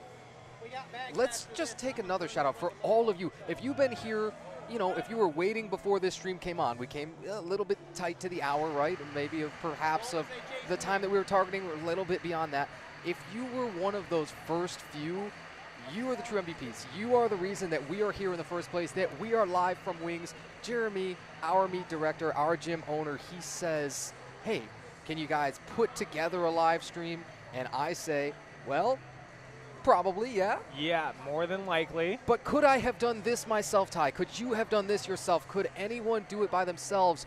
No. Because we are a team. It took Yes. everybody from the wing staff to Jeremy himself to you and I to our spotters, loaders, competitors, everybody paying the entry fees to get in here, lining the entire, this close section of the arena to us. We'd love to flip it around and show you everybody in the crowd, and maybe when we get a chance we can do that. But it takes every single one of you. Yes, and we are very, very appreciative of you guys taking time out of your Saturday morning to spend it with us two knuckleheads here on YouTube. And we really appreciate it because, again, like Tanner said, without you guys, none of this would have been possible. And we thank you for your endless support during today's events. So you've had just a little bit more loaded in. And the super heavies, as well as the men's 220s, will resume now. It's Ben Hammonds and Tyler Kethley. Oh, Tyler fumbled a little bit with his feet. They slipped around. Now that's really going to slow him down, but not Ben Hammonds. He is going to nuke this. Yes. Tyler Kethley is struggling to get it rolling right now. The hardest part of this movement is getting it rolling. As soon as you can get that truck steadily moving, you are in good shot. And Tyler finishes. And nobody's ever looked in danger of not clearing that whole 38 feet. No. It's just the fact this is a timed event. So your pure strength it's not irrelevant, but it's not the number one thing. Right, exactly. Next up, I know on platform 2, we got Jared Bellows. Let's see how quick he can pull this truck. So him and Tess being able to enter with his wife, they both enter under the Bellows Strength label. That is awesome. Yes, this power couple has been dominant today. Tess being a seasoned veteran and Jared, they know who they are, and everybody around them can recognize their name. Jared says this was an outlet that he found when his father passed away. He's always wanted to be strong, but was really rededicated to that goal by the passing of his father. And it looks like he's found his niche. Yes. It looks like he is on his way to becoming one of those greats, somebody that you can't ignore beyond the local level. Josh Bowler with a smoke show of his own, too. Jared Bellows crushing his truck pull. This is not a very easy implement, regardless of your level. Everybody has their strengths and weaknesses. It all depends on how strong those forearms and back muscles are.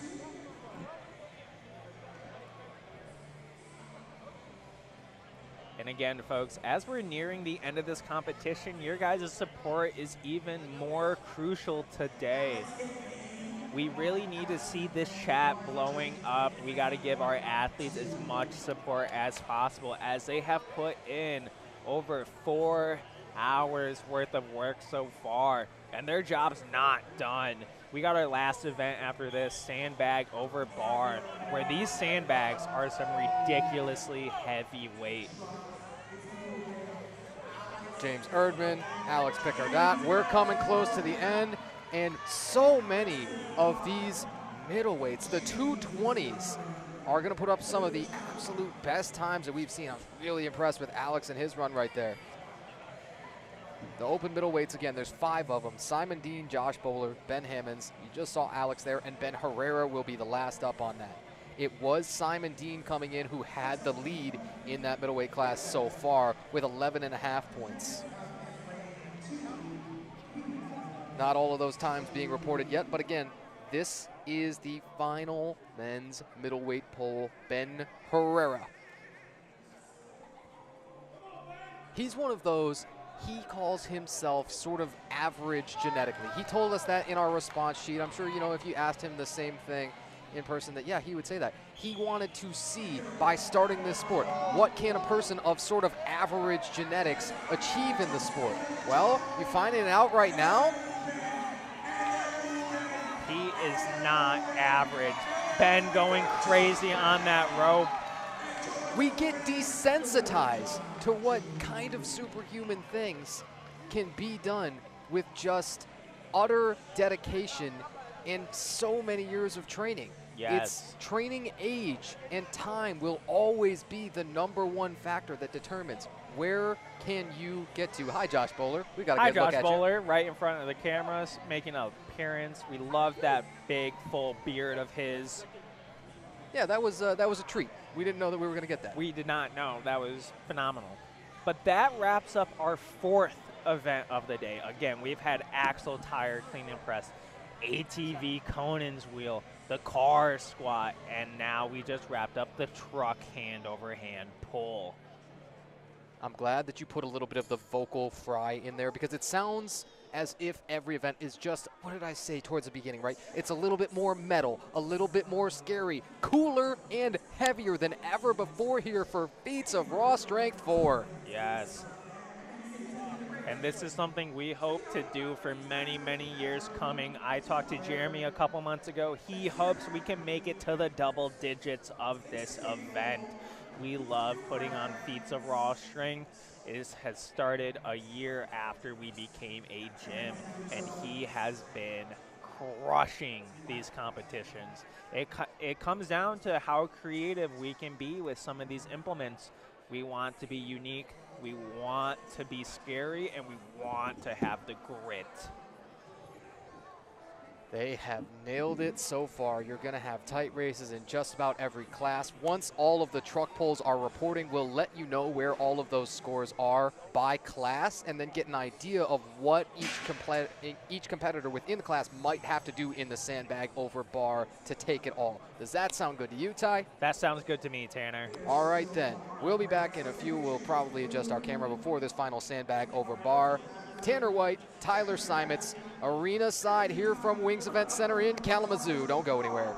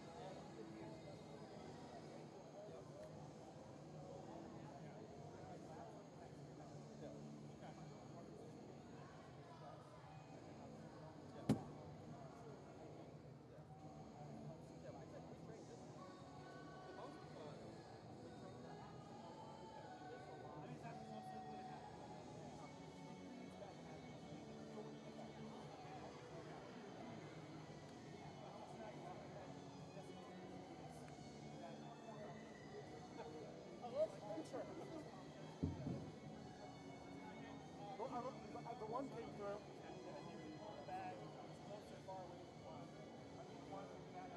Thank you. One last event.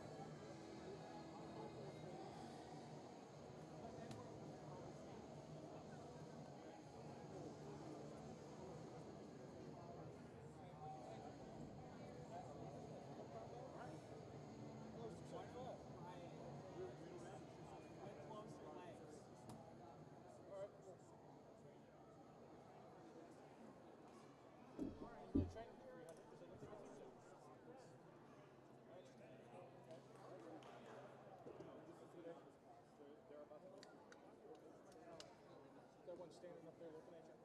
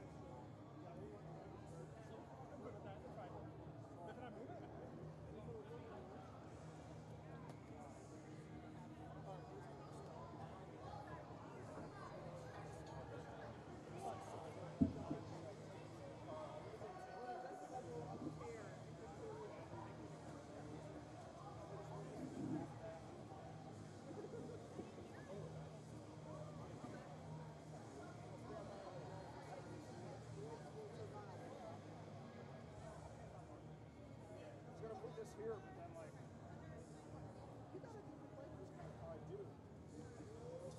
Thank you for the tip. I appreciate it. I still want to load it.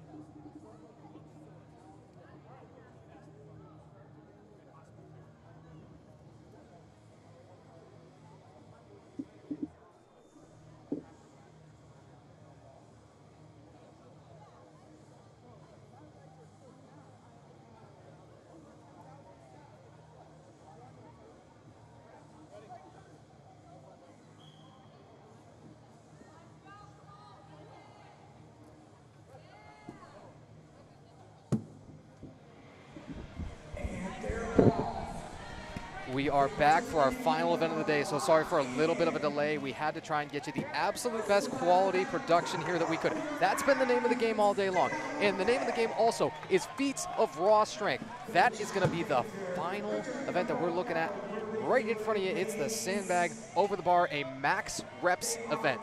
You flop it over on one side, you go and retrieve it, and you grab it on the other. Do the same until you are out of time. Yes, athletes have the choice to go under the bar or around. As you see, Nina chooses to go under, whereas Victor goes around. It's all personal preference at the end of the day, but just to update you folks, it looks like Iron Podium has updated with all of the truck pull information. So if you want to check that out, again, it's ironpodium.com. Look up Feats of Raw Strength, and it'll be the very first result to pop up. Well, you nailed it. You can handle the plugs from now on. Good news is we won't have too many more of them. So, of course, when you've got just one competitor in the class, you will see that person crowned at the top within the class, right? So Nina Kirk knew that coming in, being the one novice women's lightweight entry. But she racked up 1 point with the 5 reps with the axle tire clean and press, a 286.3 with the ATV Conan's wheel. That was a standout performance. 30 reps on the car squat, and got another point with the truck pull at a 23.75 time. Rachel Studel is set up next, and Gentry Sterneman. Gentry, the second of the men's novice heavyweights. That's 220 plus in that novice class. Gentry's got a pair of reps. He will elect to go around the side of our yoke. Again, guys, this is our final implement of the day. YouTube, we need you guys to show out. Get this comments rolling, get this chat rolling. You can hear the crowd behind us. Let's make some noise for our competitors. Rachel Studel is the one open women's middleweight. So again, she knew that she would be taking the medal for her class. But you have touched on it already today. It's just about being better than you were. It's about that process of improvement. I think Rachel noticed as Gentry will get the whistle and timeout on his final rep. I think Rachel noticed that her back was a little bit cooked. The difficulty of having to round the back, it is really not entirely optional in order to get this bag off of the floor. That saps a lot of power from you, right? Yes, it does. And especially being the last event, your back is going to be cooked. You've been here, right? Talk to me. What does your body say? What does your mind say? So, being a powerlifter and a strongman competitor, the fatigue versus each other, strongman will always be more. It's a total body workout no matter what implement you are doing, especially this sandbag movement. Having to use your leverages to your advantage, roll the sandbag over on your chest. Speaking of rolling, look at Dara Hebben right now. She's gonna muscle one. That thing tried to hit back at her, and then she went jungle gym underhand swing under. Yes, she's using that momentum to carry her through this final implement. She has popped the tarp too. That is, man, the way that those sandbags can tear you up, especially if you're to drop it. Dara is gonna no rep on that final one, as is Blaine Severed. Wow, these competitors are really, really giving this final movement their all. Everyone is doing phenomenal. Shout out to our spotters and loaders again for making these events so efficient. Without the spotters and loaders, this would be a whole day issue. So we see Mark and Sam here taping up our sandbags because people are just too dang strong and breaking our sandbags. That's what it is. And of course, considering that timer on you, you've got to, you know, really let go of this thing the moment it clears that bar, right? Yes, because you are on such a time crunch, as soon as you get that clearing over, you gotta go. And Kendra here, I have seen her train this sandbag over bar multiple times. I've never seen her lift this heavy of a sandbag before. This is gonna be a new feat for her. Don't tell me that's the 200 bag. I didn't just see that, right? That is the 200 bag. She has never tackled this bag before. She gets it in her lap. Can she wrap her arms around it? Dumped it at first. She might be able to take another go or two at it. Preston Rep in front of us. Preston Rapp, that is, in lane 2. Rapp over here is giving it his all. Again, folks, this is the final event of the day. These people are gassed. They're tired. They're hungry. They want to go, and they're giving it their all. Both of them tap out at the same time. Rapp and Daniel giving it their best. Jacob O'Donovan, he's going to be the leader coming in this event. 53 points overall for him. He got 13 and a half with the axle press for the best, or tied for the best mark at least, with 8 reps from those 220-plus novices. Also got 12 points with the Conan's wheel. That was 3rd in the class. And then 13 and a half with the 32 reps on the car squat, tying him with Zach Green for most among men's competitors in that event, and another 14 points with truck pull. Basically, he's been at or near the top in everything so far, and he's got a good pace established through the first couple of reps here of the sandbag over bar. Now this one hit back. You just saw him give it the chest bump to help it over that time. And I know our Jacob O'Donovan fan club is in the chat. Let's give him the biggest round of applause ever. He's picking this sandbag up like it's nothing, like it's a loaf of bread, throwing it over this bar. Tess Bellows. Tess just put it all on the line to get one over. Let's go, Tess. That 200-pound sandbag is nothing to her. The sandbag started with the women's novice lightweights at 125. You're thinking, okay, sure, it's heavy. But then for the women's to have the 200 bag, that is unbelievable. And Tess Bellows still managed, you had at least the one successful rep. Yes, at least she got one on the board. And a little sneak peek to our super heavyweights open men's class. They are having to do a 300-pound sandbag. Something not many members at Raw Strength can even do. That sounds like an old cartoonish, you know, circus strongman type of thing, where maybe it didn't even weigh 300 pounds, right? Maybe they exaggerated here. Not at Feats. Not at Raw Strength, we don't. Go ahead and put it on the scale. Calibrate this up. And also, can we get the Geralds in the chat again? Let's get Gerald fan club back in there. Bunch over here is putting in the work. He's giving it his all. He realizes this is his last moment to shine. He's even picking it up from super far away and walking it over. This man is giving it his all. Gerald's flexing on us. Mark is looking at him a little crazy because he just did that. That was very unconventional, but he's still doing it. Mark is impressed with Gerald, and that's how you know he is putting in the work. Starts with the hips high. He flops it up onto the knees.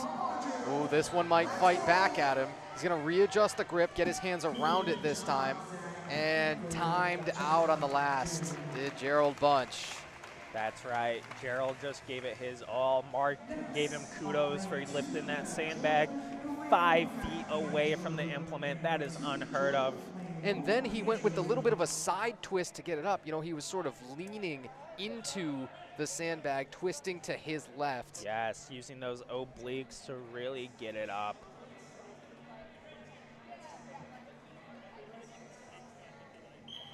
All of the women's sandbag scores are in, and the max reps that we had was Nina Kirk with 7. Again, she had the 125 bag.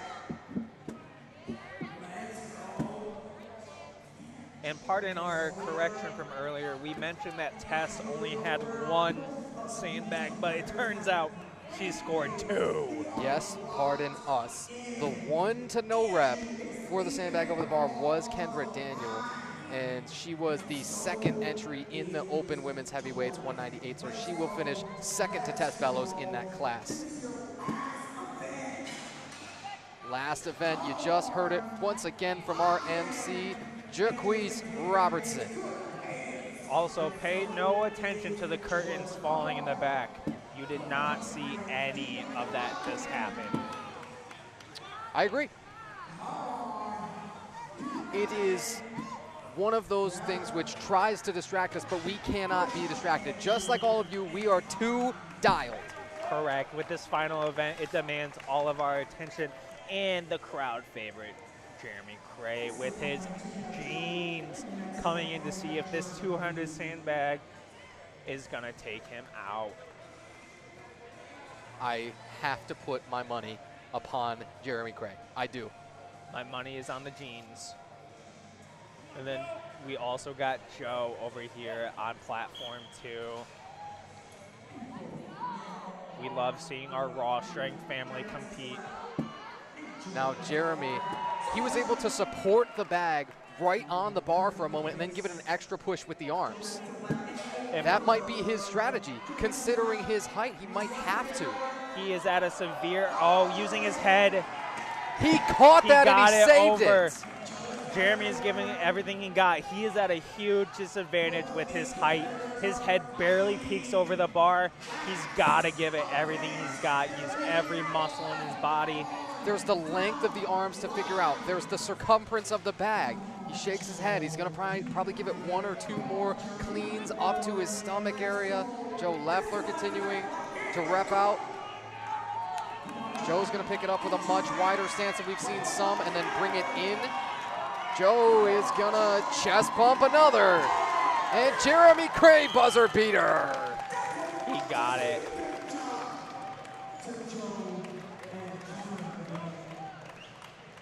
The best part is right here in this weight class, we get to go from Jeremy Cray right to Timothy Champion in these under 220s. Yes. Timothy has been putting on a heck of a performance today.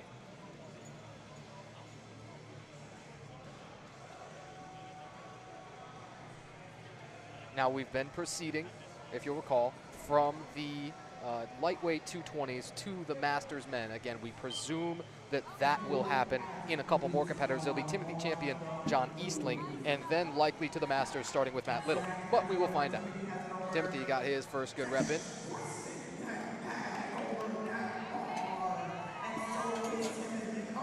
Ooh, and now this 220 bag is pushing back at competitors here on lane 2. Timothy Champion, he's made a couple of revolutions across each side.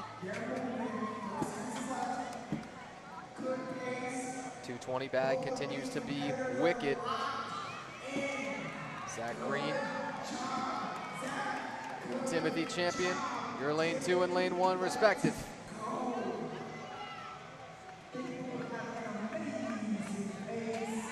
Timothy, I think, with the most textbook technique so far, do you think? It's not necessarily as fast as we've seen some go through, but really loads up that bag properly, squats it up. Ooh, Timothy's gonna be no reps on the very last one on time.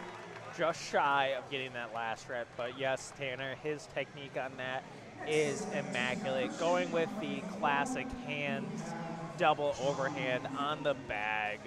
Normally you don't really see that with a lot of competitors. But it's so pretty to watch. It's just like the double overhand with the cleans on the very first event, the axle tire clean and press to me. It's sort of as the strength gods intended, if you will. Yes, exactly. Now, our couple of favorite notifications on the desktop. The continuity camera that we're using here to bring you all of this action at 20% battery. The greatest thing is I think we're just going to hit the walk-off and be in perfect time before that thing runs out on you.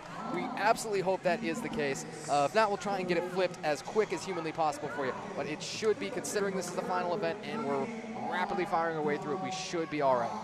Yes. And the other one was a couple of the calls that you had coming through on your desktop, you know, with the cell phone. Nonetheless, here we are, and nobody would ever be the wiser. Nope, nobody would ever know. We are just two knuckleheads winging this as we go. A couple of general boneheads.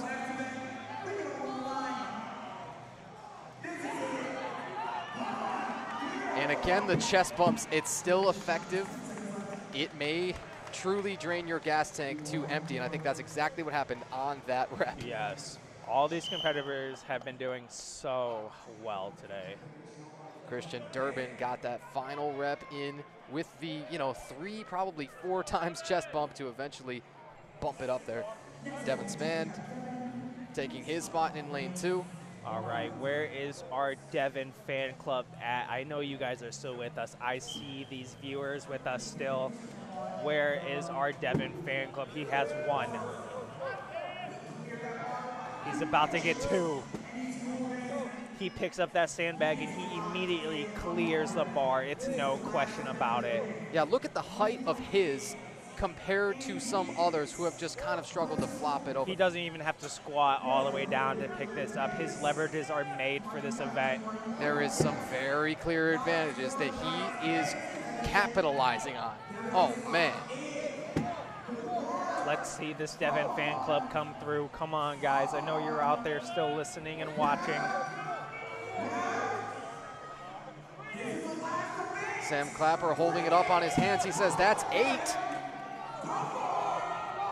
Come on, he's running out of time. How many more can he get? Going for the double digits. 3, Devin spin. 2, Count it. 1. Double digits. Bang. 10-piece nuggets. I think these guys are hungry today. You and me both, Tanner. Aren't we all? Colton Watson going to be heading up next in lane 2. I think we had the weight changed on lane 1, and now we're still awaiting a competitor there. Find out who's next in a moment. If we're seeing this right, Cody Gibba is the one who is chalking up and will likely be next. Here's Colton Watson, lane 2, right in front of us. Greatest look that we're going to get.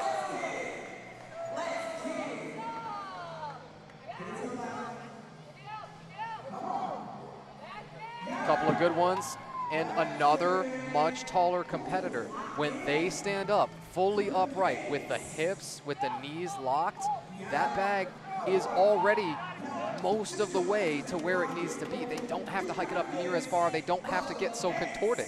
Yes. Like I mentioned earlier, some of these events will be tailored towards tall people, shorter people. It all depends. This event, the taller folks are gonna have an easier time. But the Jeremy craze will impress me no less. No less. And some of the female competitors, of course, you know, Nina Kirk starting it off with the 7 reps. Colton Watson is going to get some deserved daps, some love.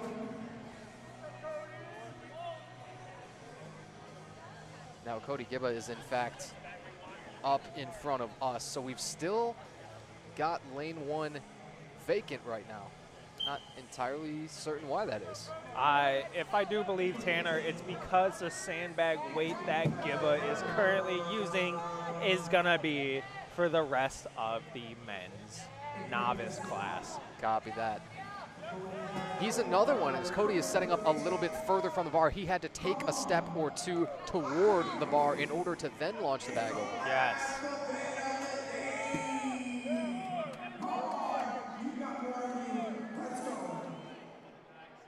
Haven't seen all of the sandbag over bar scores rolling in quite yet. Cody is going to have to flip this one over, went underhand, and was able to keep it on the bar long enough. Flip one over, get a good rep in. Yes, Cody is coming back for that payback of this event earlier.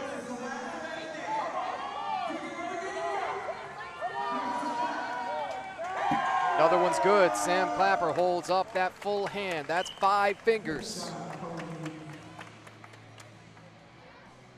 A successful 5-piece. Okay, I'm getting a little bit too hungry now. It's becoming something of a problem. Now, I think you have quenched your thirst based on the number. I would love to pan the camera over here right now. I would not love to pan the camera over here. You would not, that's correct. I would not, no. I have an assortment of drinks and a cookie over here for myself. Allegedly, but they'll be none the wiser. Sean Brandstad attacking this. Got a couple of reps on each side. Sean is also a fellow Raw Strength member who has been training for this competition for the past 6 months. He's also got a couple of those banners up on the wall at Raw Strength. You know what I mean? For the state records. Yes. A powerlifting and strongman, very versatile strength athlete. If I could tell you all of the totals off the top of my head, would you be super, super impressed? I would be super, super impressed. Well, Well, we'll have him coming in a moment. But importantly, can he clip off a couple more reps?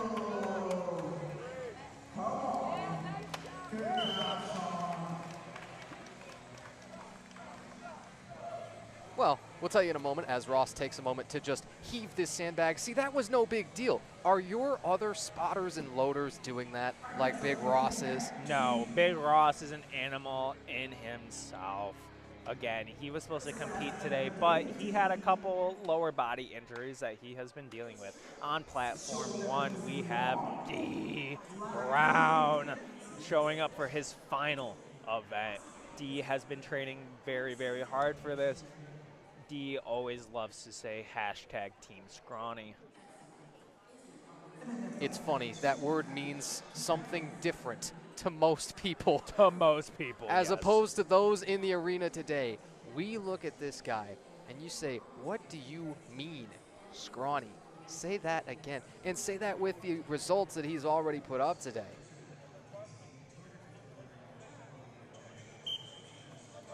D. Brown has a chance to make up some ground from the third place spot of 3 in the open lightweights. These are the 181s. Gonna have to start getting a whole bunch of reps real quick. And you notice a real dramatic jump in the weight here with the 300 bag here on lane 2. And if that's gonna trip people up, it's understandable. This is the heaviest bag you're gonna see. It's the open heavyweights and super heavies. They've got the 300 sandbag. It's already hitting back at them. Yes, like I said earlier, this 300-pound sandbag is no joke. A lot of our members have not been able to lift this bag. It's been sitting collecting dust for the past year and a half. But who today is going to conquer this behemoth of a sandbag? D. And you know who's got the most difficult matchup of anybody? It's D right now. He might be able to save this one. He dumps it now, and the time will run out. Because you look at the open lightweights. These are 181 pounds and below. They still have a 225 bag, a bag that weighs significantly more than they do. Yes. That's about as difficult an ask. In fact, as you look at all of the implements up and down, I'm just going to say it, that is the most difficult ask of any for those 3 open lightweights on the men's side. And now we got Riley Cole on platform 2. Again, we love Riley. He's been a good sport today. Been teasing him about knocking over our camera, showing us some love, and he's about to take this 300-pound bag for a ride. Riley in 3rd place so far in the heavyweight 275s. He's going to find out any kind of way to just break the floor with this 300 bag, let alone start figuring out, okay, how do I really lift this thing? Technique is important with this heavy of a bag. You can be a strong dude, but if your technique is off, this bag is not going.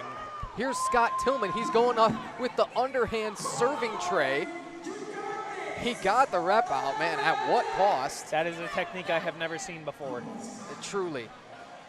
Could not have imagined that you could even keep that pinned to the bar enough with just the bottoms of your arms. See, now he goes with a roll over the bar. Once you get it right to sort of the center of mass of the bar, then you can kind of just tilt the bag over it enough. That 300-pound sandbag claims another victim. Yeah, it's going to be dropping people like flies. I'm going to speculate on that one right now. We usually don't do that around here. I don't know. Big Ben might have a big chance to do this. I've seen him pick up a 300-pound stone. I think he can pick up a 300-pound sandbag. Big Ben Schinken waiting on deck. And Dylan Whitney, the last of the open men's lightweights, the 181s. They've got to toss around the 225 bag. Here's Big Ben with the 300 and launched. He's the first one to get the 300-pound sandbag. Well, I think we could have told you, among everybody we thought might be the first one, is he going to suplex this behind backwards? him? You knock it off is right now. Is he going to shoulder it and put it backwards? Stop it. Stop it. And he's turning around, one-handed over the bar.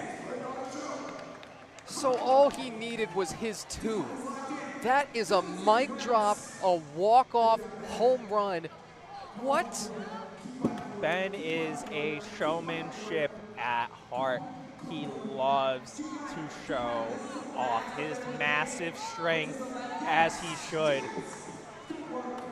Ben is going to be one of those names that you hear for the next 10 years in the world of strongman.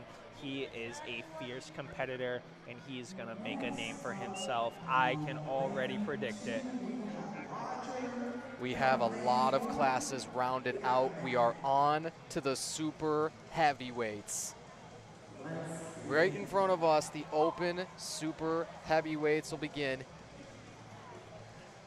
And on the other side, our men's masters at lane 1.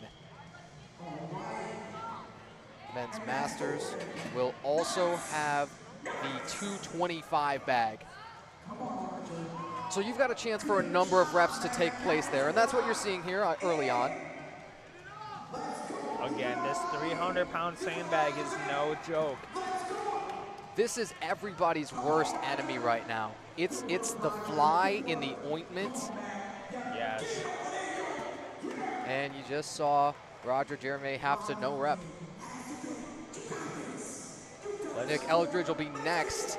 You know, does a power belly give you that much more advantage over this thing? What even could you do to train besides the sandbag specifically? With this implement, it's hard.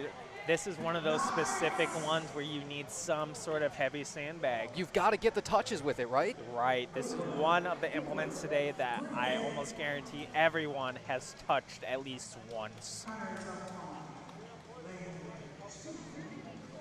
All right, let's see if Nick can get this 300-pound bag. Will he join Big Ben in securing the second person to lift this 300-pound bag over the bar? And maybe with some swag like Big Ben did. Ben Schinken with the 2-rep. And the one that was just casually shouldered. Gets it Nick to his Eldridge. lap. And it's over. Okay, so how much more time you got to get 2, 3, 4?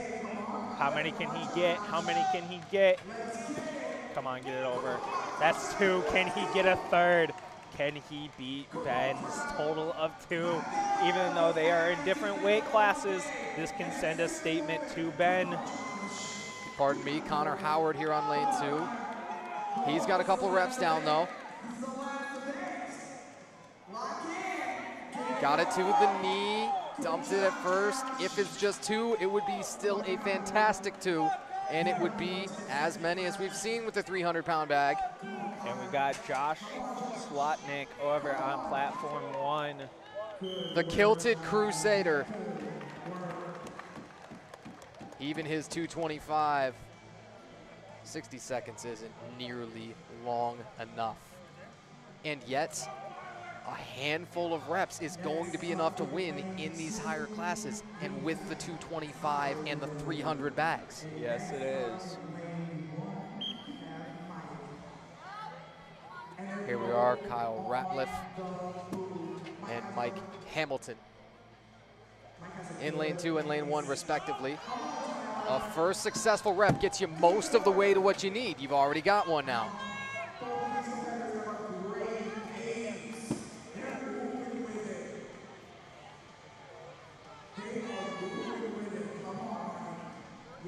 Love the speed Mike Hamilton's going at right now.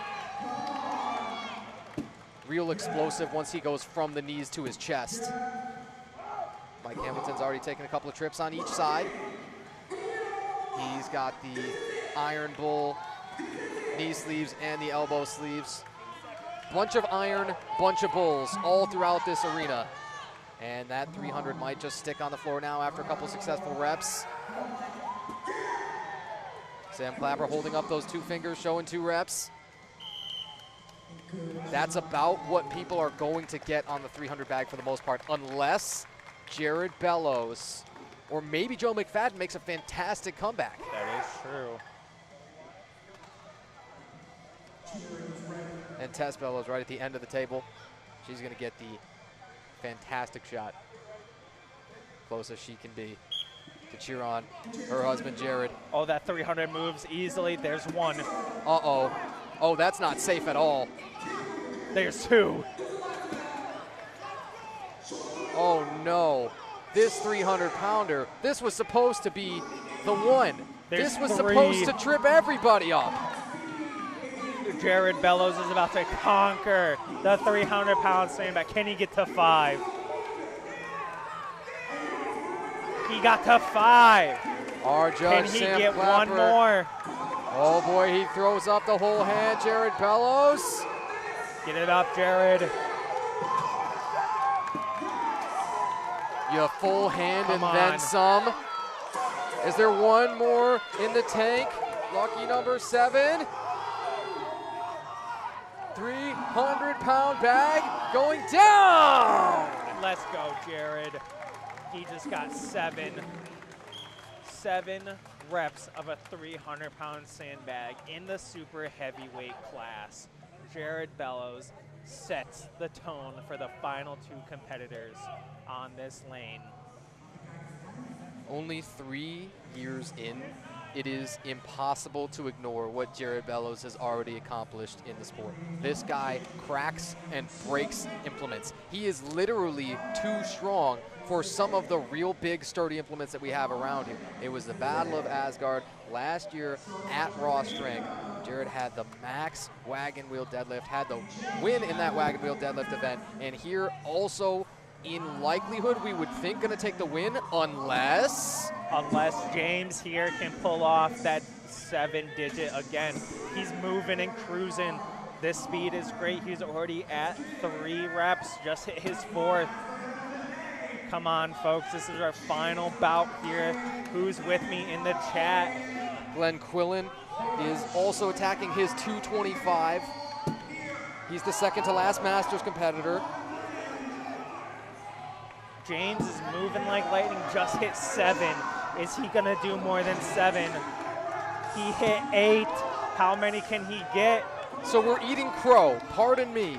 9. Can just he get figured- double digits? You just figured it was gonna be out of reach with Jared Bellows, and now you're going for 10, James Erdmans. Come on, James, get that double digit. That's 10. Bunch of sickos out here. There This- be monsters. This is crazy, folks. For those you tuning in, this is our last men's super heavyweight, Joe. Can Joe secure 11? He needs 11 to beat James in this event. James beat Jared by 3. I thought 7 reps could not be touched. James Erdman says, ha, ha, ha. Good one. You must not know who he is. There's some names here that I guarantee you folks you'll remember for years to come. So now, speed is of the utmost for Joe McFadden. He Yes. collapsed after the car squat, had some sort of middling performances in between there, and now he's on his pace. You've got to keep that pace up for the entire 60 seconds. But how many? That's 3. I wish you guys could hear this thud of the sandbag hitting the floor. Joe is throwing it over that bar with so much force. Joe with 5 points for second in the class in the truck pull. Got a couple of points back in the ATV Conan's wheel for a 5th place finish there. That wasn't quite what he wanted. But the Axle Tire clean and press, he won that among these super heavies. And that looks like all he's got.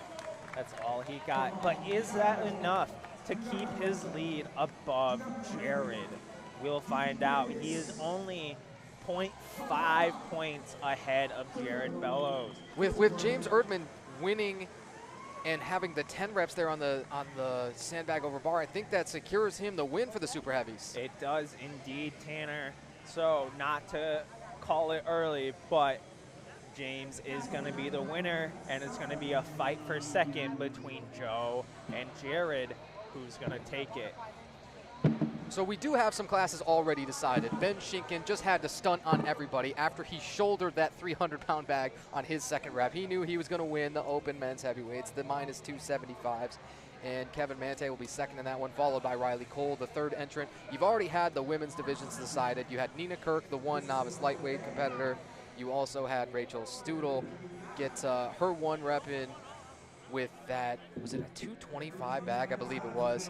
And then Dara Hibben as well got a couple of reps in for herself. Tess Bellows took home the open women's heavyweights, the 198s. And Jacob O'Donovan absolutely, by just a half point, edges out Devin Spann.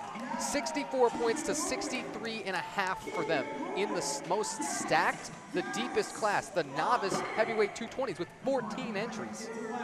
Yeah, right behind Devin is Jordan Smith. And right in front of Jacob. Jacob and Devin are neck and neck. Oh, and we just had our other yoke being taken apart now, because now we're just down to lane 1, and our final competitors, it's gonna be the men's middleweight 220s. Simon Dean is up first. You see the 250 on that bag. Might not be able to see it quite as well, but we can.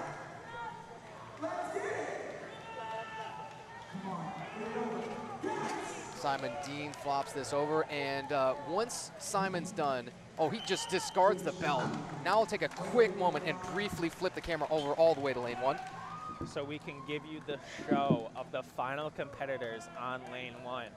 Tanner is about to adjust this so we can give you the best view possible for this final event. If you guys are still with me, again, my name is Tyler Simons. I have been here with Tanner White, the voice of Tanner White, announcing this event. You may hear a roaring, and that was Sam Clapper bringing up the Hummer to easily load up these implements. Whistle blows, and we are nearly through. Here's Ben Hammonds. You've got 3 middleweights to follow. Josh Bowler, Alex Picardot, Ben Herrera will have the final run of the sandbag over bar. 250-pound sandbags to end it off. Again, thank you guys so much for being here with us today. This has been a wonderful time, a wonderful series of events.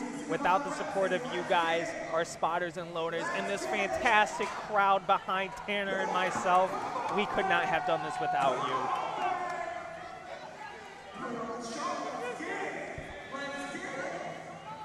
How many more? How much time? Ben Hammonds. The only questions that matter. There we go. We're nearing the end here, folks. And you're going to have a really tight race, too, with Ben and Simon. We'll have to see where their reps come in, because it was just 1 point separating them as they entered the sandbag over bar. And not only are Ben and Simon competing, but we can't forget about Alex, too. Tied with Simon for second place, both at 13.5 points. Ben Hammond is at 14.5 points. Let's see who is going to be crowned the winner of the Open Men Middleweight. I see Josh Bowler chalking up first. I wonder, was anybody forced to scratch? Because it certainly looks like Josh Bowler is heading up next. It does look like it, but I'm pretty sure Ben Hammonds was the last one to go. Here is Josh Bowler. 11.5 points for him coming in. Would need probably to win this one, and even then, not going to be quite in his own hands, competing again with both Ben Hammonds and Simon Dean. That wanted to flop back on him. It wanted to fold him. Yes. Make sure you guys stick around and check out our Instagram page. Check out Key Sports Instagram for the photos, the sneak peeks of how awesome these shots she got today. And again, this video will be up on the Raw Strength YouTube channel, just so that way we can keep this as an archive.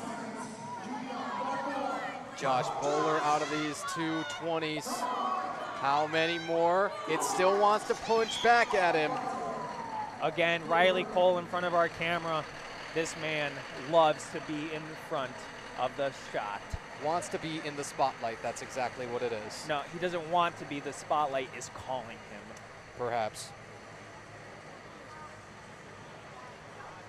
And again, if you hear that loud roaring on the video, that is Sam Clapper moving his military Humvee with all the sandbags of super heavyweight just loaded.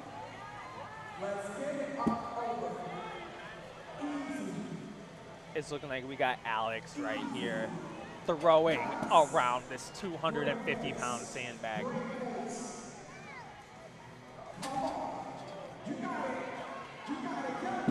So our penultimate competitor, you'll have just one more to end it. It'll be Ben Herrera.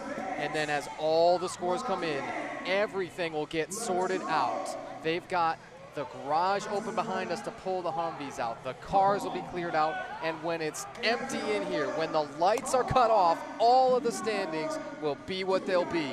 But feats of raw strength have been achieved. Make sure you guys check out ironpodium.com to see the latest and greatest in terms of standing. We have covered who is in first place, second, and third in their respective classes so far. With our camera slowly dying, we are nearing the end of this stream. I'm telling you, it's going to be the walk-off home run. Speaking of walk-off, Ben Herrera ready to walk a couple more reps back with the sandbag over bar. Here we go. How many can Ben get? Ben needs to make up lost ground. And he'll also go with sort of the server tray with the hand underneath. He flipped one over. Yes. Again, folks, this final event, everyone's tired. Everyone's back is cooked. Ben's form is flawless. And he had to tiptoe, but he's got a couple. Ben Herrera on the lighter end of this class with the 250 bag.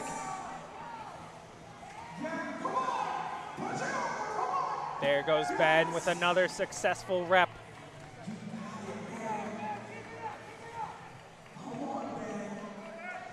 Final competitor of the day, Ben Herrera in the sandbag over bar. Max reps, could he have a four-piece? And he's got a McNugget. With one more flick of the wrist, Ben Herrera for the four-piece McNuggets. Thank you, Ty. Well done on that. Thank you, Tanner. Well, folks, that is the wrap of our final event. As the scores roll in here, we're hoping to give you the update before the inevitable phone dies.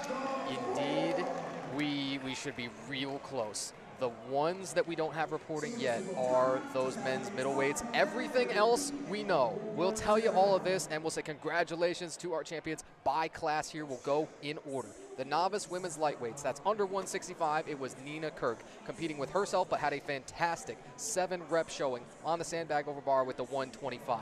Rachel Studel of the women's novice heavyweights, 165 plus. She will win her class.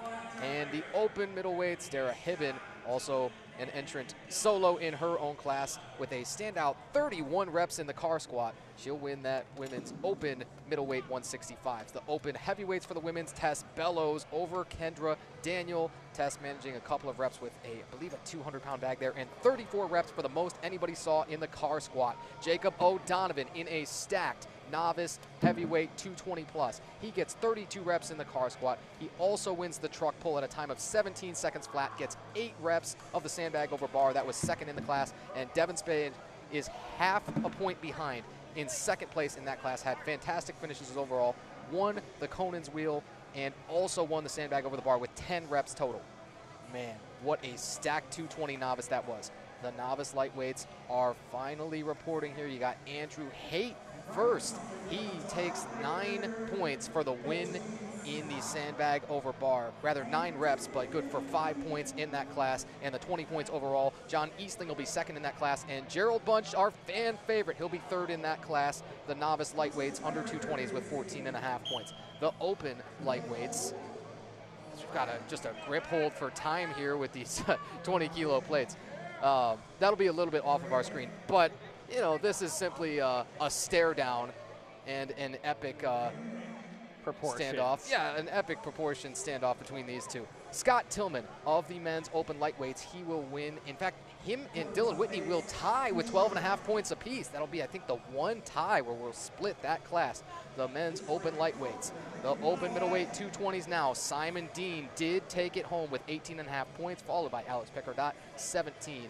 Alex with 7 reps of the sandbag over bar, and Simon Dean with 8 to win that as well. Big Ben Schinken, he shouldered the 300-pound bag just to flex on everybody. He got a couple of reps there, and Ben dominated that class with 15 points. The open super heavyweights, it was James Erdman. He had the walk-off. He had maybe one of the most impressive single event performances that we saw with 10 reps of the sandbag over bar with the 300-pound sandbag, and finally the Masters men. It was Josh Slotnick. 20 points overall for him, 6 reps of the sandbag over bar, and 21 reps of the car squat. That was second among those heavyweight Masters men. Any more questions? I hope not. Ty, have you been satisfied today? I have, and Tanner, I think what just happened with that grip off we were seeing off screen, I think it was between our two Ty, our Scott Tillman and Dylan Whitney on a grip off to see who was going to come home with the title. And I do believe it was Scott who came out on top. Today has been fantastic. Great eyes, Tyler. You are exactly right. So congratulations to Scott Tillman. He will be that open men's lightweight -181 competitor. It's been Feats of Raw Strength 4. It is a credit to Jeremy Muchler, owner of Raw Strength, as well as meet director today, all of our loaders, spotters, our beloved MC Jaquise Robertson. For myself, Tanner White, for Tyler Simons, for Raw Strength Kalamazoo, thank you so much for tuning in, and we hope to catch you next time. Yes, folks, thank you so much. And with that, this is the end of Feats of Raw Strength 4.